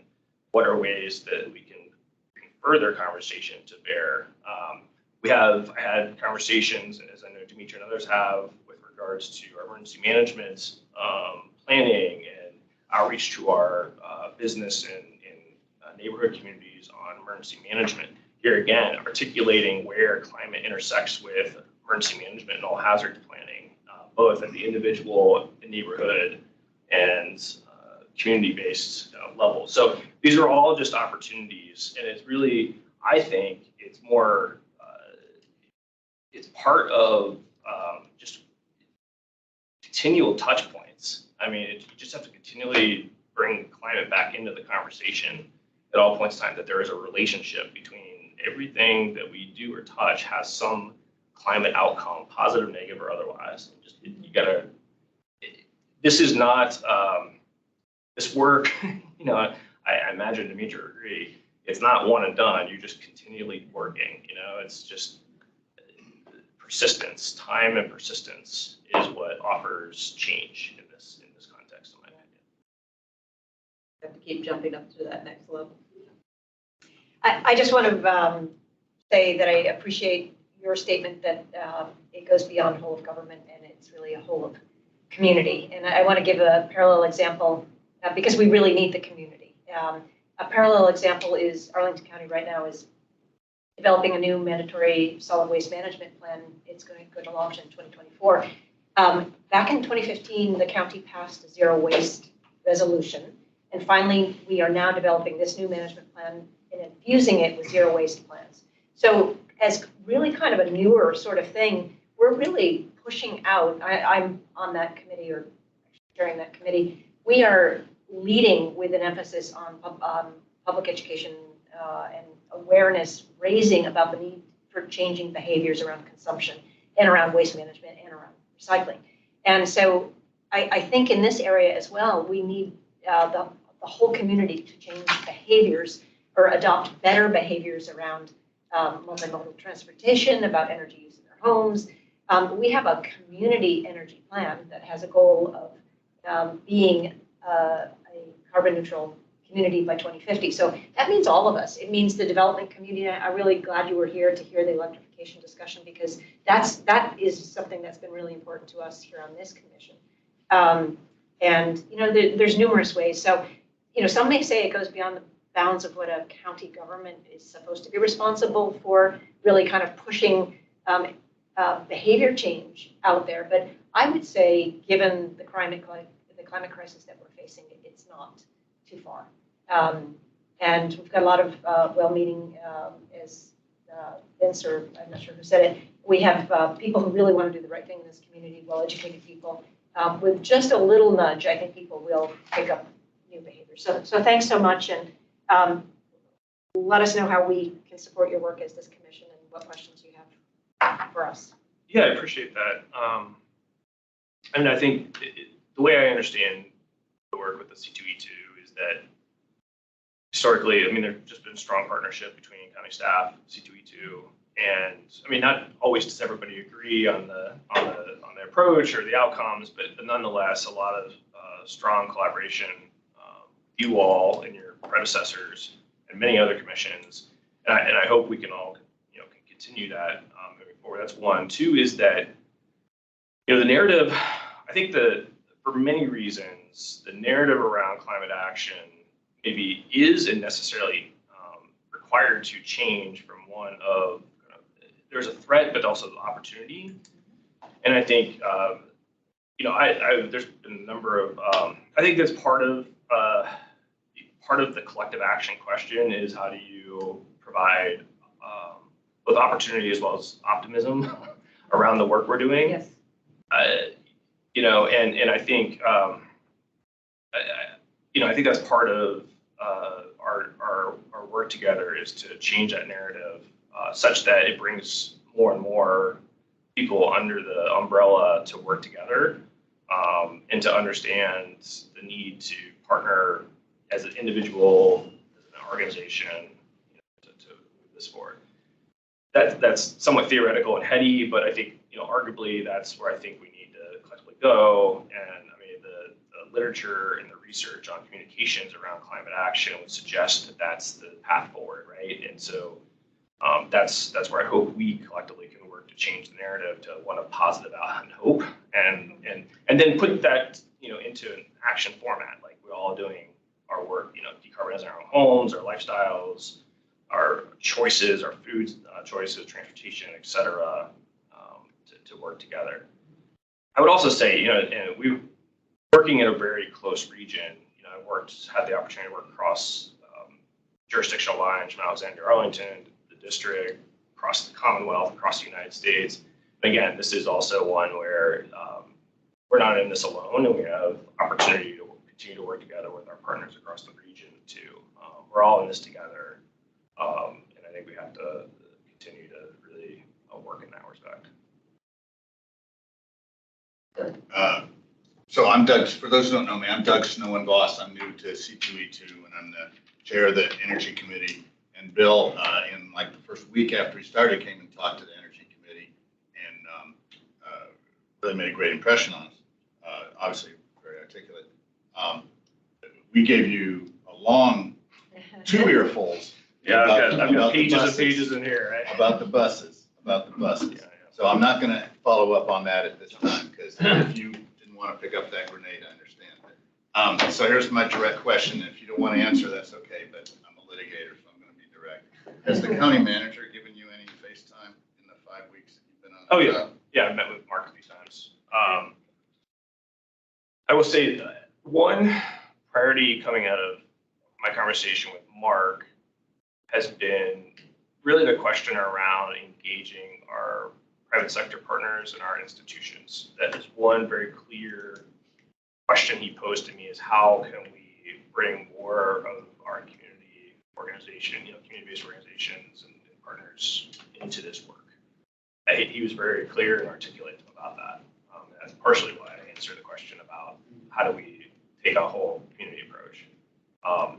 And so that's, yeah, I think that's that's one. And then many others. I mean, I would just say the county manager's office and the organization whole has been very gracious in their time and effort to help me understand everybody's roles, responsibilities, and again, it's part of a learning process. But again, peeling back the onion, but the willingness to work together has been phenomenal as I've come to the organization. We hope that you'll develop a very close relationship with the county manager. Yeah. And I've had the opportunity to meet with all the board members as well. Had some time with them a couple weeks ago. Not only got to hear their priorities, shared a little bit about myself and some of what I'm hearing from the members of the community. So that was a very great opportunity to learn from them, understand their needs, as well as kind of build relationships with board members as well, which will continue to happen over time. But a relationship isn't built in an hour; it's built over time. I have a kind of a broad question. It gets to the narrative and how we think about things, and we seem to be running into a lot of issues of what's the better choice for addressing climate change, rather than from my senses the understanding is it's all of the above and you do whatever you can when you can, because and I think transportation is pretty clear on this one, that there's a whole portion of the people that support transportation and see it as, improve multimodal infrastructure, improve public transportation, and that electrification of buses is only a diversion, and that we get much more gains if we can get more people onto transit. And I just rode a bus and there were 6 people on it. It's going to take a while to change those behaviors. So why shouldn't we, it's kind of, how do you kind of get this message across that we have an opportunity now to do something that makes sense, and we shouldn't be deferring it because we think there's something that's going to make even bigger gains, because we need all of the gains we can get incrementally as much as we can get it. And I think we actually ran into the same thing, honestly, with the art bus maintenance facility. It was like, oh, let's not worry about the fact that they're putting in all fossil gas systems in the building itself, as opposed to go to all electrification, because we're designing it to handle an all electric fleet. And then, of course, they went and decided they were going to delay that all electric fleet for 5 years or so. But it's kind of like those two things aren't an either or that this is a good, and therefore we can excuse it's not so perfect. It's kind of, don't let the perfect get in the way of the good. And in this, they're using that argument where it doesn't make sense, because actually the perfect is everything all at once at one time. So that's a very complex question, notably. And I'll be fair, one, I'm not prepared to answer. What I would exercise is some privilege to take that as a comment. I have not had the privilege or opportunity to meet with our transportation team, with Mr. Emanuel, and he and I've had some opportunity to meet, but we haven't had any depth of conversation on that specific question or those questions. So I would prefer not to answer that, because I just don't have the knowledge, I don't have the background. I know it's a keen interest to this committee amongst many others, and I just am not with any depth of knowledge that I can speak articulately on behalf of the county about here's what the depth of information or complexity exists. So I apologize, but that's not something I can do. I'll put it within the context of this is kind of what we're looking to assure the leadership to do that, because it does come up fairly frequently on these things, and I always like to think about it as how do we move to an improv approach. It's always an and, it's not a but or an or. Mm-hmm. So, how do we get those conversations going in that direction? And your position should be one, I would hope, that would help us get to a lot more of those conversations.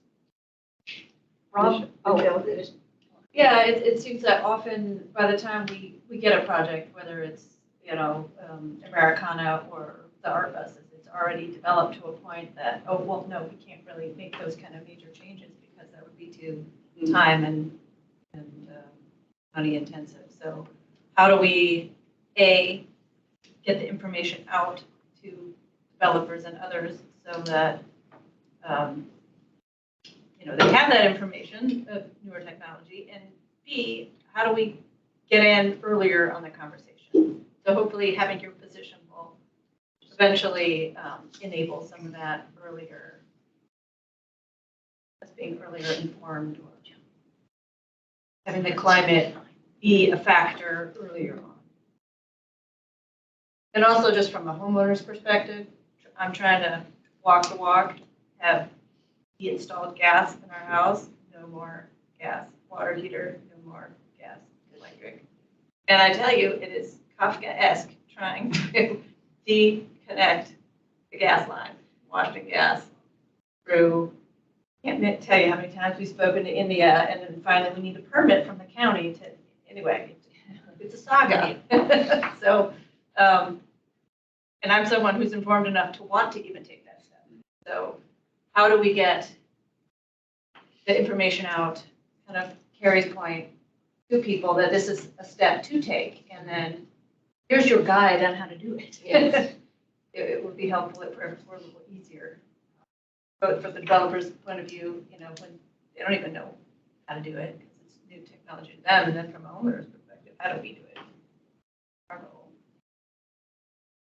You know, what the county's doing in terms of stormwater, I think, and accounting for that is awesome, way forward. And eventually, whether there's some way of accounting for electrification, solar panels, that kind of thing. So glad you're here. And glad you're here, and there's a lot to do. Last comment? Yeah. Sure. So I was just circling back to build on Doug's comments. Glad to hear that you met with the board members, county manager, and just curious. You know, I don't want to give you a tough question to leave on, so maybe throw it back on the leadership instead of how you might think about measuring success a year from now. Have the leadership indicated to you what they might expect to see that would be attributable to this position versus what might happen with Demetra and the other parts are doing on their own anyway? Have they given you any indication of that, or have you thought about it? And if not, you can just punt all together and talk to us about it. Well, so I think, so I will answer that question. It's more coming from I have articulated this to the county manager and the board members, but we haven't codified that this is my measure of success. But I would say one is, if I had a measure of success, it would be that at the very minimum, I could go to an agency lead, one of our department heads, and say, hey, what are the top 3 ways that your agency has some relationship to our climate action work? Okay. And that could include, you know, oh yeah, the softballs are like DES has very clear connection, you know, DPR, clear connection, but there are many agencies that don't, right? I could go to our economic development director and him to articulate that, hey, the county has climate action goals. This is the ways I interface with that. I think that that's a success in building capacity throughout the organization. Now, that's pretty minimal, I think, in some ways. Not it's simple, but not easy. But I think that's one measure of success that I think is important because, you know, much like I come back to our work in racial equity, right? It's to take an organization, Samia Bird, who serves as our chief race and equity officer. She has done phenomenal work in bringing this organization forward, where there was already strong work in addressing equity, but creating it at an enterprise level and such that everybody recognizes, yeah, this is an important value that we as a county organization believe in. And so every director can say, hey, we're investing our time and effort to address inequities throughout our community. I think that that's a clear parallel here in many ways. I think there's many throughout the community. I'm impressed by the level of competence throughout the organization that I'm hearing. It's just making sure that's like an enterprise value, I think, is one piece. Again, not simple, or simple but not easy to do, but a measure of success that I would kind of work towards, I think, is part of my my tenure here, at least in the next year's worth of kind of work and effort. Thank you, and hopefully you can come back in June and July and tell us what your office is. Yeah, I think, and I have to, Demetra and I have a lot of coordination work going on, trying to figure out the cadence for all the meetings, as well as going to all the other commission meetings too. So we'll work through that, Jen, you and Demetra and I. Okay. Thanks so much. Okay, thank you. Thank you, Bill. Now, Okay, where are we?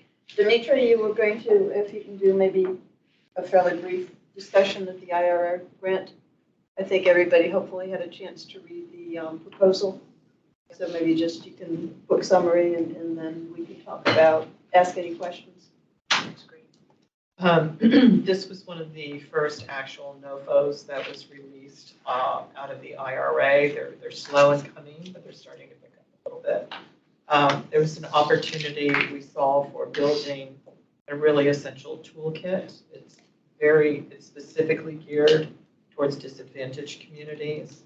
A lot of those, whether it's an EPA grant, so whether you're using the EPA Environmental Justice Screen Tool, or whether you're using the CDC or the Virginia Commonwealth Social Vulnerability Index, they really come up with identifying the same general areas.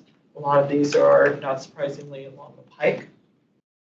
And some of the criteria and some of the data that our public health division has gathered on the differences between those neighborhoods and indicators, and with neighborhoods north and North County 2007.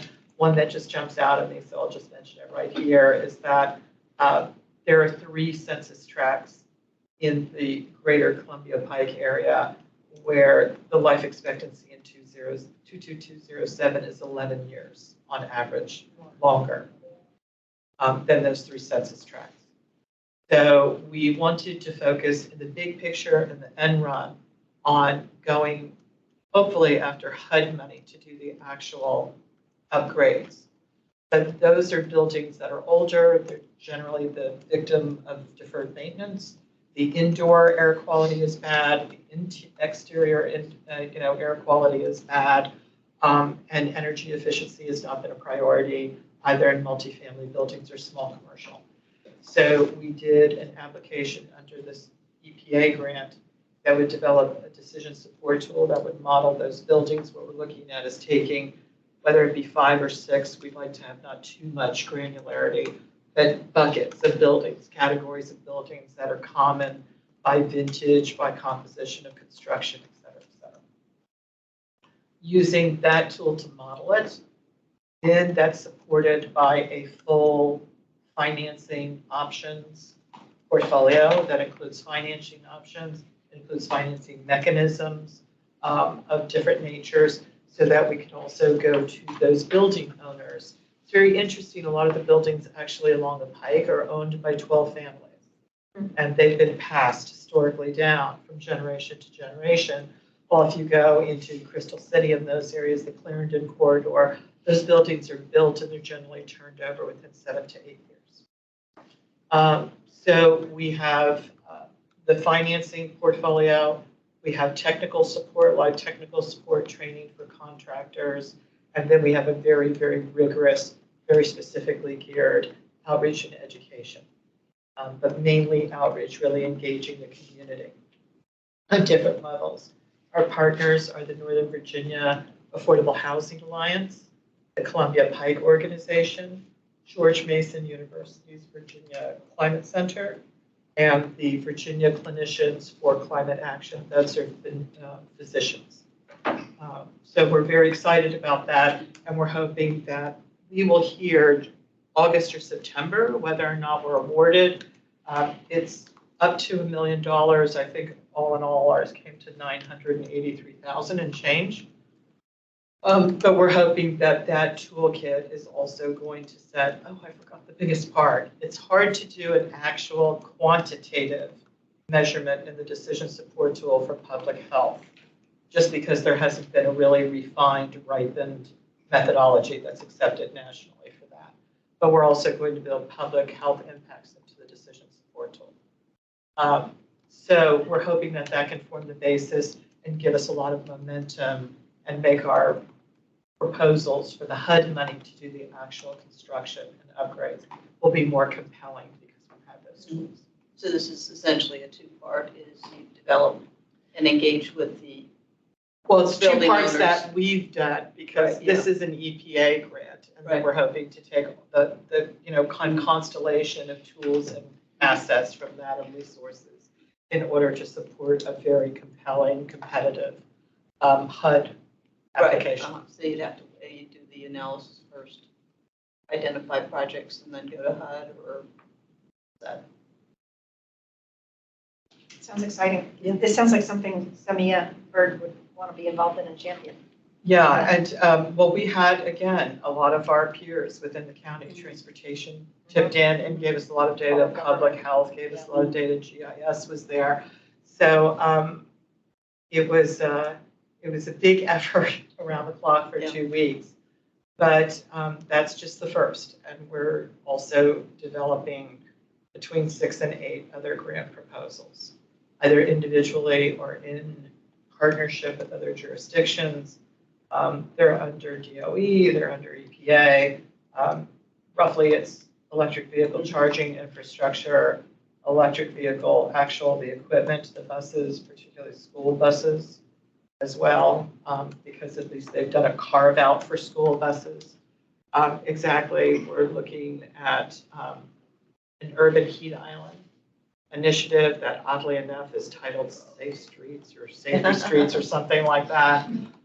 We're also working with NREL right now in a focused analysis of Barcroft and those buildings. We do have to be very sensitive in how we share and use that information at this given time because Barcroft is very large and they're not going to be able to do all the buildings all at one time. And the owner, Jair Lynch, doesn't want us going out and basically saying, oh, we're going to fix these buildings. Look what horrible shape they're in. Because they're taking on, again, these older buildings that are in need. So there's just a lot going on, and lest I forget, there's the CFI, which is corridor electric vehicle charging, as well as community charging. There's 2 buckets in that. And then, of course, there's the Greenhouse Gas Reduction Fund, and the Pollution Reduction Fund, and we are in active discussion with multiple jurisdictions, definitely Fairfax, possibly Loudoun.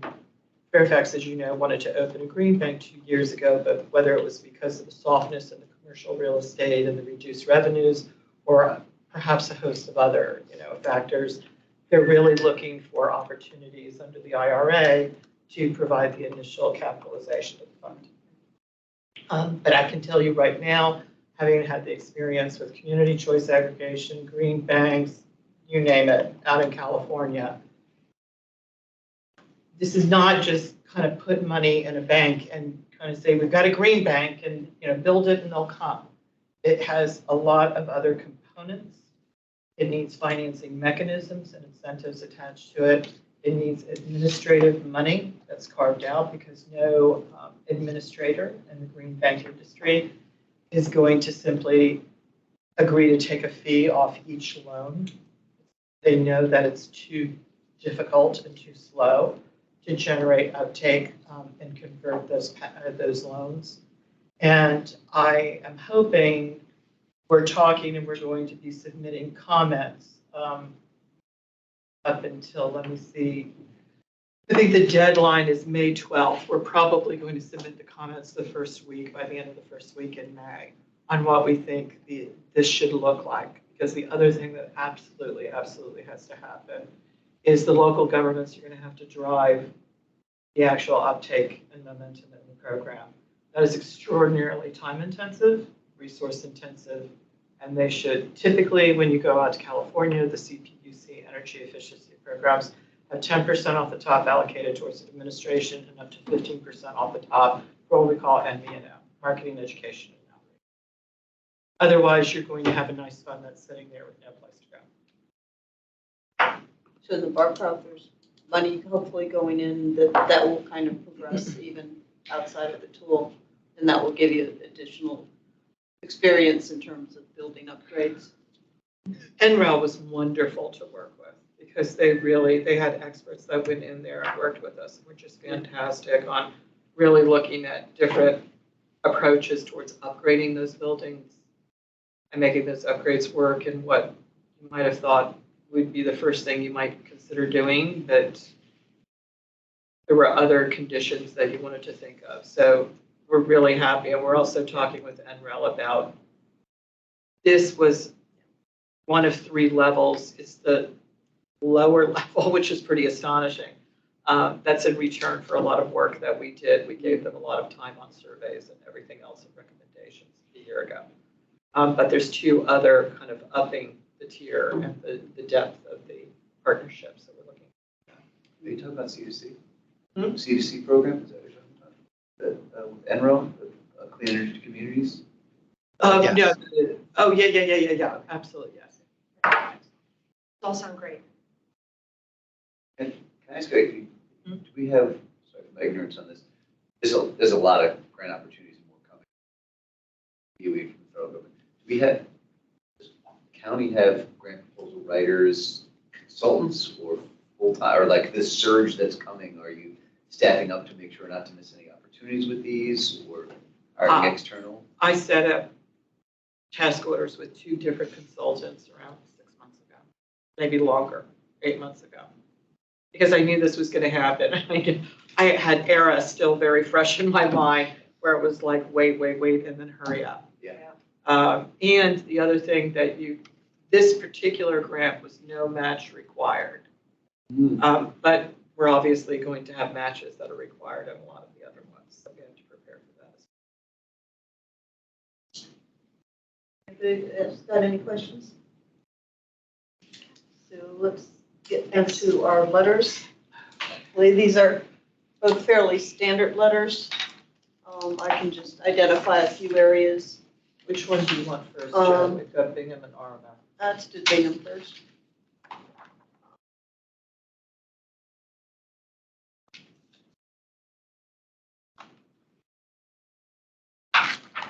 See that, and standard score is about the same as what we see for most buildings. This one was interesting. I think this is one of the first one I've seen that have gone for 0.35 FAR. Yeah, I know what Amazon did, but Wells Fargo is the same. Yeah.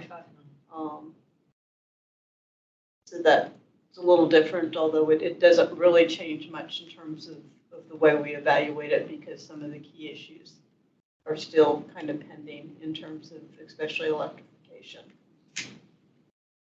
So tell me when to scroll. Everybody comfortable with the first few paragraphs? Kind of pretty much are standard. Is the second paragraph pretty standard on these kind of letters? Yeah. A lot of it is kind of template-ish. Yeah. I mean, if you see anything awkward in the language or unclear, we're always changing them. So, no zero carbon. What I did add in this actually builds on kind of the experience that Cindy had, but obviously we can't ask the Building Decarbonization Coalition to come in on every project, but instead added in a sentence suggesting that they really go out and reach out to these experts. I like that. And kind of, put it on them as that if this is being done, and there's lots of expertise they can tap into. Go ahead. Again, LEED Gold, no zero carbon certification for this one. I think go scroll on. Energy efficiency. Now they did have a model. The models get really vague, but it did seem to suggest that they could get over 25%. It's always the preliminary model. We're not going to promise anything more than the 20% that we're required to have.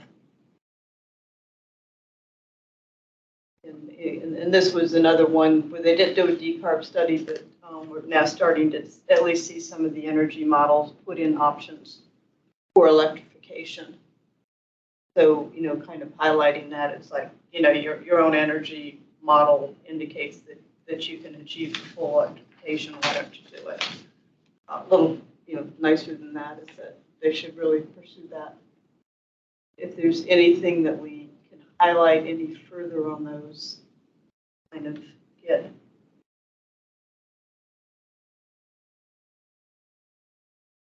Do we have a sense of how realistic it is for them to do that at the late stage that we get the projects? It makes it more challenging because it is at the late stage on these, but I think, there probably are some options there that if they were still considering it. And now that they're saying it's like, well, we don't have the space, it's a cost issue, but I think with the IRA and there's other issues, but again, I'm just going to put on the table for a discussion another evening that I loved the idea that Ted raised about possible, and obviously it depends on whether the county thinks this is even possible or appropriate, but having a contracted peer review group that could work with developers from the early get-go and to advise them on designing right and working with a designer to build in anyway, that conversation, I'd love to have that focused on it. Gives them cover, gives them expertise. They don't Yes, feel yeah. like, I don't really know what I'm doing. Exactly, because but I'm that's the gonna put only it in way here. we're really Hope going to for give the them a best. chance to I'm kind of consider it. tempted to build in, because I mean, what we've been saying before is that you have to design these things from the get-go. Good job. That's right. You can't just We're coming decide in to too be, late, you know, we're like 60% level annoying that you're clients. gonna.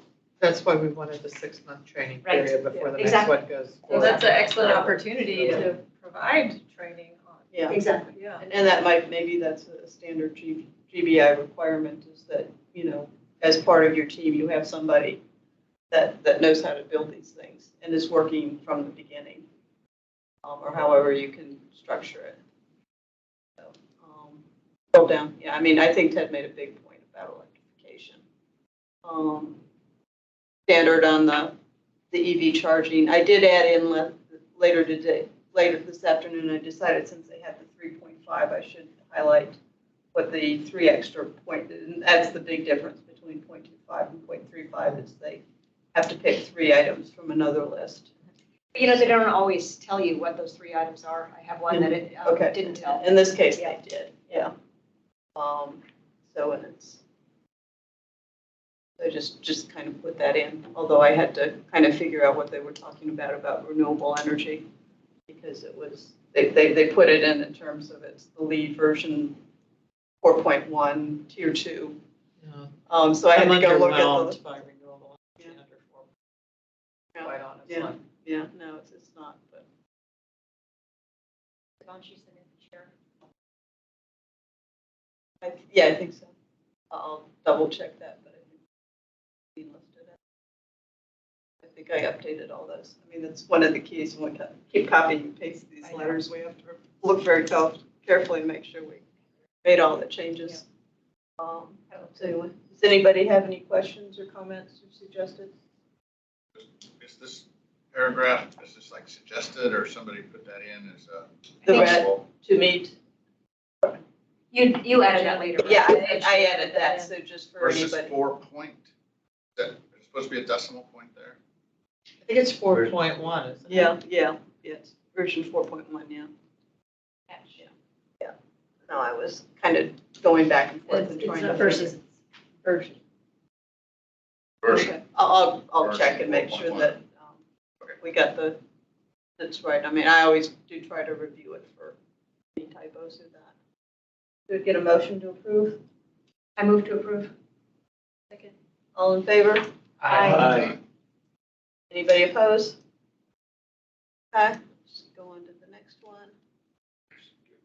I just, Yeah, Cindy. there used to be a paragraph on Ophelia that I dropped in my letter because it wasn't really pertinent, but people should feel free to include a paragraph on biophilia if it's relevant.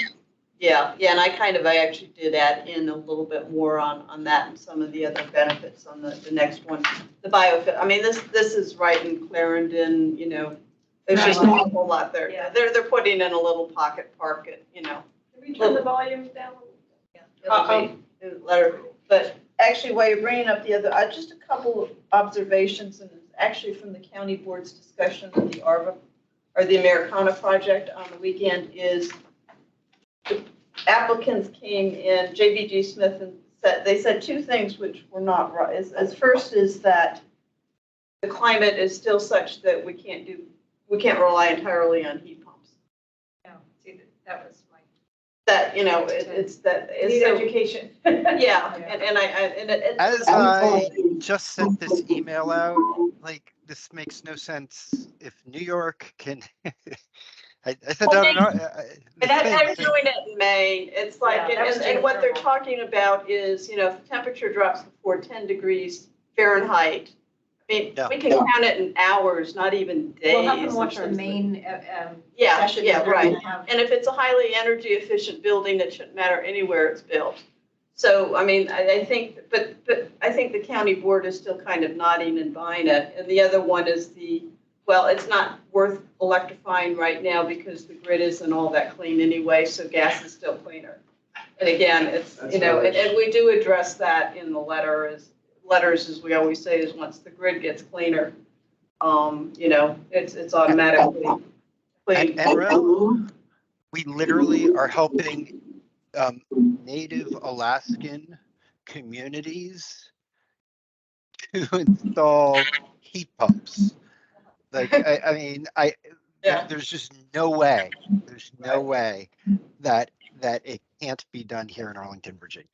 And I think too is we may want to start thinking a little bit more about, and I've mentioned this at some SPRCs, the geothermal is keeping that, you know, getting applicants to think about geothermal as being a big boost for energy efficiency. And in a lot of these, I mean, some of the original sites that looked at that said, well, we're right over a subway line, we can't do geothermal. Well, that was cool what our presenter was saying in that sector-wide, Yeah. citywide, over the long term, when you're digging up the streets anyway, that's the chance. Yeah. Putting in water pipes. Right. Inspiring to think. that- Yeah, and again, they do it in New York City, so, in Manhattan. So, okay, quickly. In the same place over and over again because of the union. Well, they just tore up my street because they replaced the gas lines. So Yes, that was a whole year-long project. Okay, a little lower score on this one, but basically the same kinds of issues. But so should we be asking or insisting that anytime Washington Gas digs up a street, that they also lay the foundation of their demise? I don't know. Yeah, okay. We don't want to pay for that. Sorry, the joke. And moving through this a little quickly, we've got time constraints here. Again, geothermal, same language in terms of the other institutes. I think you can scroll down unless somebody's got questions. Energy efficiency, again, you know, 75 standard. But again, looking at the energy model, they could get 25. I think their energy model was a little bit. Now, this one was kind of interesting, and I did highlight this because just starting to see this is that some of them, usually it's the DOAS system that they're using gas boilers. Sorry, in the paragraph above, there's a sentence that doesn't make it. Go down, go down. Okay. There, energy efficiency. This project could energy efficiency could realize Could energy. achieve or realize. Oh, achieved. Yeah, I think Achieve. somebody added in achieved. I did edit that. Maybe it was in the other one and I missed it here.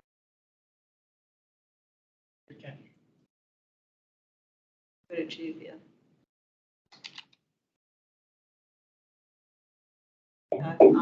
On this one, I did highlight the DOAS because they're actually, I mean, they're actually going with a heat pump system, but they're putting in an auxiliary that's gas powered. Yeah. Actually looking at the Boston Holiday Inn, they're actually going with an electric. Again, this is the auxiliary when the temperature goes to 10 degrees. Right. You know, is it worth, but again, they're going with the gas, hot water heat as well, so that's. And here, a better option, that conventional gas? Then. Okay, yeah. Are you sure this is, I feel like I caught that one too, I don't know. Anyway. You did, I printed this out late. Okay. Yeah. These corrections are in. So maybe this is a different version that doesn't have my edits. Okay. So both these letters say, in this paragraph, utilize fossil gas, rate-based water heating, and likely backup generator. Do we say likely because we don't know? We don't know, but it's almost Is it certainly to the because extent that they have the backup. plans that were submitted are not? Oh, they don't, none of the specifically plans ever talk about the specific? backup, yeah. It's just, it's standard and everybody's gonna tell you that there's no real ability. And we don't focus too much on the backup generators because that's a fairly small amount right now at this point. We'll, you know, if we get them to electrify the rest of the buildings, we'll then start focusing on these. Should we pull up Carrie's version? Just keep editing. Let's just keep editing. We'll catch them. I'll combine the two versions. Oh, this is the one paragraph I added in addition, and we've heard this from other projects, and I wanted the county board and the planning commission to recognize and acknowledge the fact that we're getting all these statements of, well, we put in our load letter and they reject it. And it comes in for this, it comes in for EV chargers. So again, it's something, okay, this is an issue, maybe there's something that the staff can help with. Or maybe there's, we need to get to the bottom of this. Glad that had to Yeah. mention that the load impact was far more significant because of the transportation modification. So it just, so that's different. So if anybody's got any issues or want better. Did they use that to push back on the EV ready portion? Yeah, I think, and that's usually often where some of it comes in. Yeah. Because usually they're not really looking that much at the electric systems, but again, the two combined. So, okay, keep going. Just in the second sentence, to start this section, baseline design for us, better option than conventional? Yeah, It's that. Yeah, we'll fix that, yeah.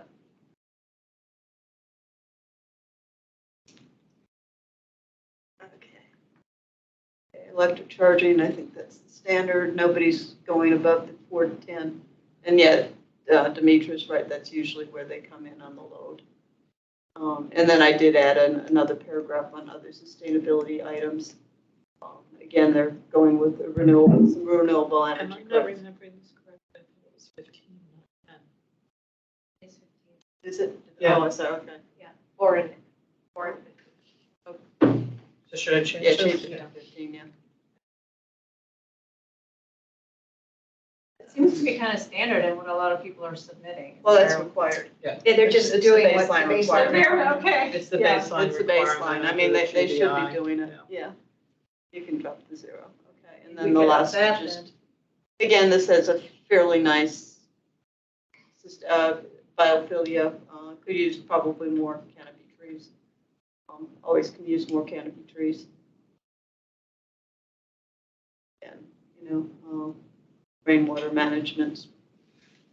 So Joan, on the paragraph which talked about the pushback about electric capacity, I mean, can we add a statement making the recommendation is to have the building ready so that when capacity becomes available later, like you install a transformer later, to bring more electricity on site, then you can run the electricity through the building, because EV ready doesn't mean it needs to have all that current running through the building, just the infrastructure.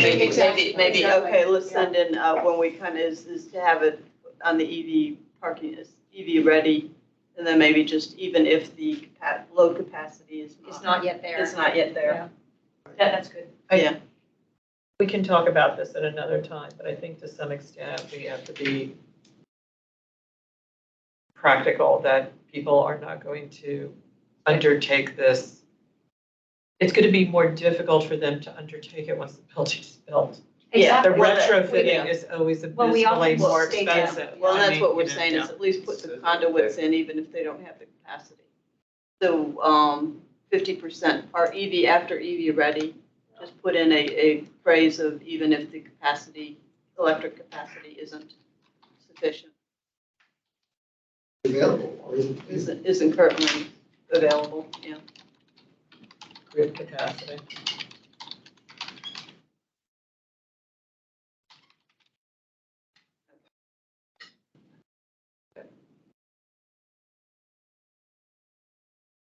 And then just some others. Let's drop the rainwater thing. The rainwater gets really hard to figure out whether they're just meeting requirements or not. They often sound really good, but because we actually had a whole bunch of discussions at another project the other night, and Just being a little picky about the term of art. Do you want to call it rainwater or stormwater? stormwater. Yeah. No, but I think just drop that sentence anyway, because I'm not 100% confident. It shows up in the lead scorecards as Yeah, yeah. I mean, it sounds impressive, but so there's another project that we looked at the other night, and when we asked them specifically, they basically said we're meeting the requirements. So I don't know, Yeah. you know. No, when we go in there with bonus stormwater, points. they just look at us and say, if it's not required by law, we don't want to hear that. Yeah, okay, so, all right, then the standard end paragraph. Any other comments, questions? Okay, good. Oh, I move to approve. Second. all in favor? Aye. Anybody disapprove? Okay. All right. If you can send those to me, Dimitri, I'll. Joan, you're going to get these from Rich Okay, probably tomorrow. Okay, because I know you're going out of town. So. Okay. I'll just mention a couple of things really quickly is, I did send around today, there's the historic cultural affairs plan going on. They do mention sustainability. I haven't actually read it in detail, so, but I think it would be nice if at least a couple commissioners would look at it. And then just, you know, if there's anything that's worth us saying or recommending any changes to. And again, with all these planning things, feel free to put comments on as an individual basis as well. And then the FNRP, the Forestry and Natural Resources Plan, should be out by the end of the month or very, very early May. So that will be kind of going around, and so we'll be weighing in on that. Okay, anybody got any other thing that's pressing that we're working on? Okay, all right. Thanks, everybody. Okay, thank you, everybody. Good night. Thank you. Hi. Good night. Good night. I'm just curious if you, it's funny. You see, Used to be that, Yeah, not the beginning. okay. I was liaison. Yes, sound like. Oh, okay. But Somebody uh, cranked it. County Yeah, has a different structure yeah, for Carrie's been working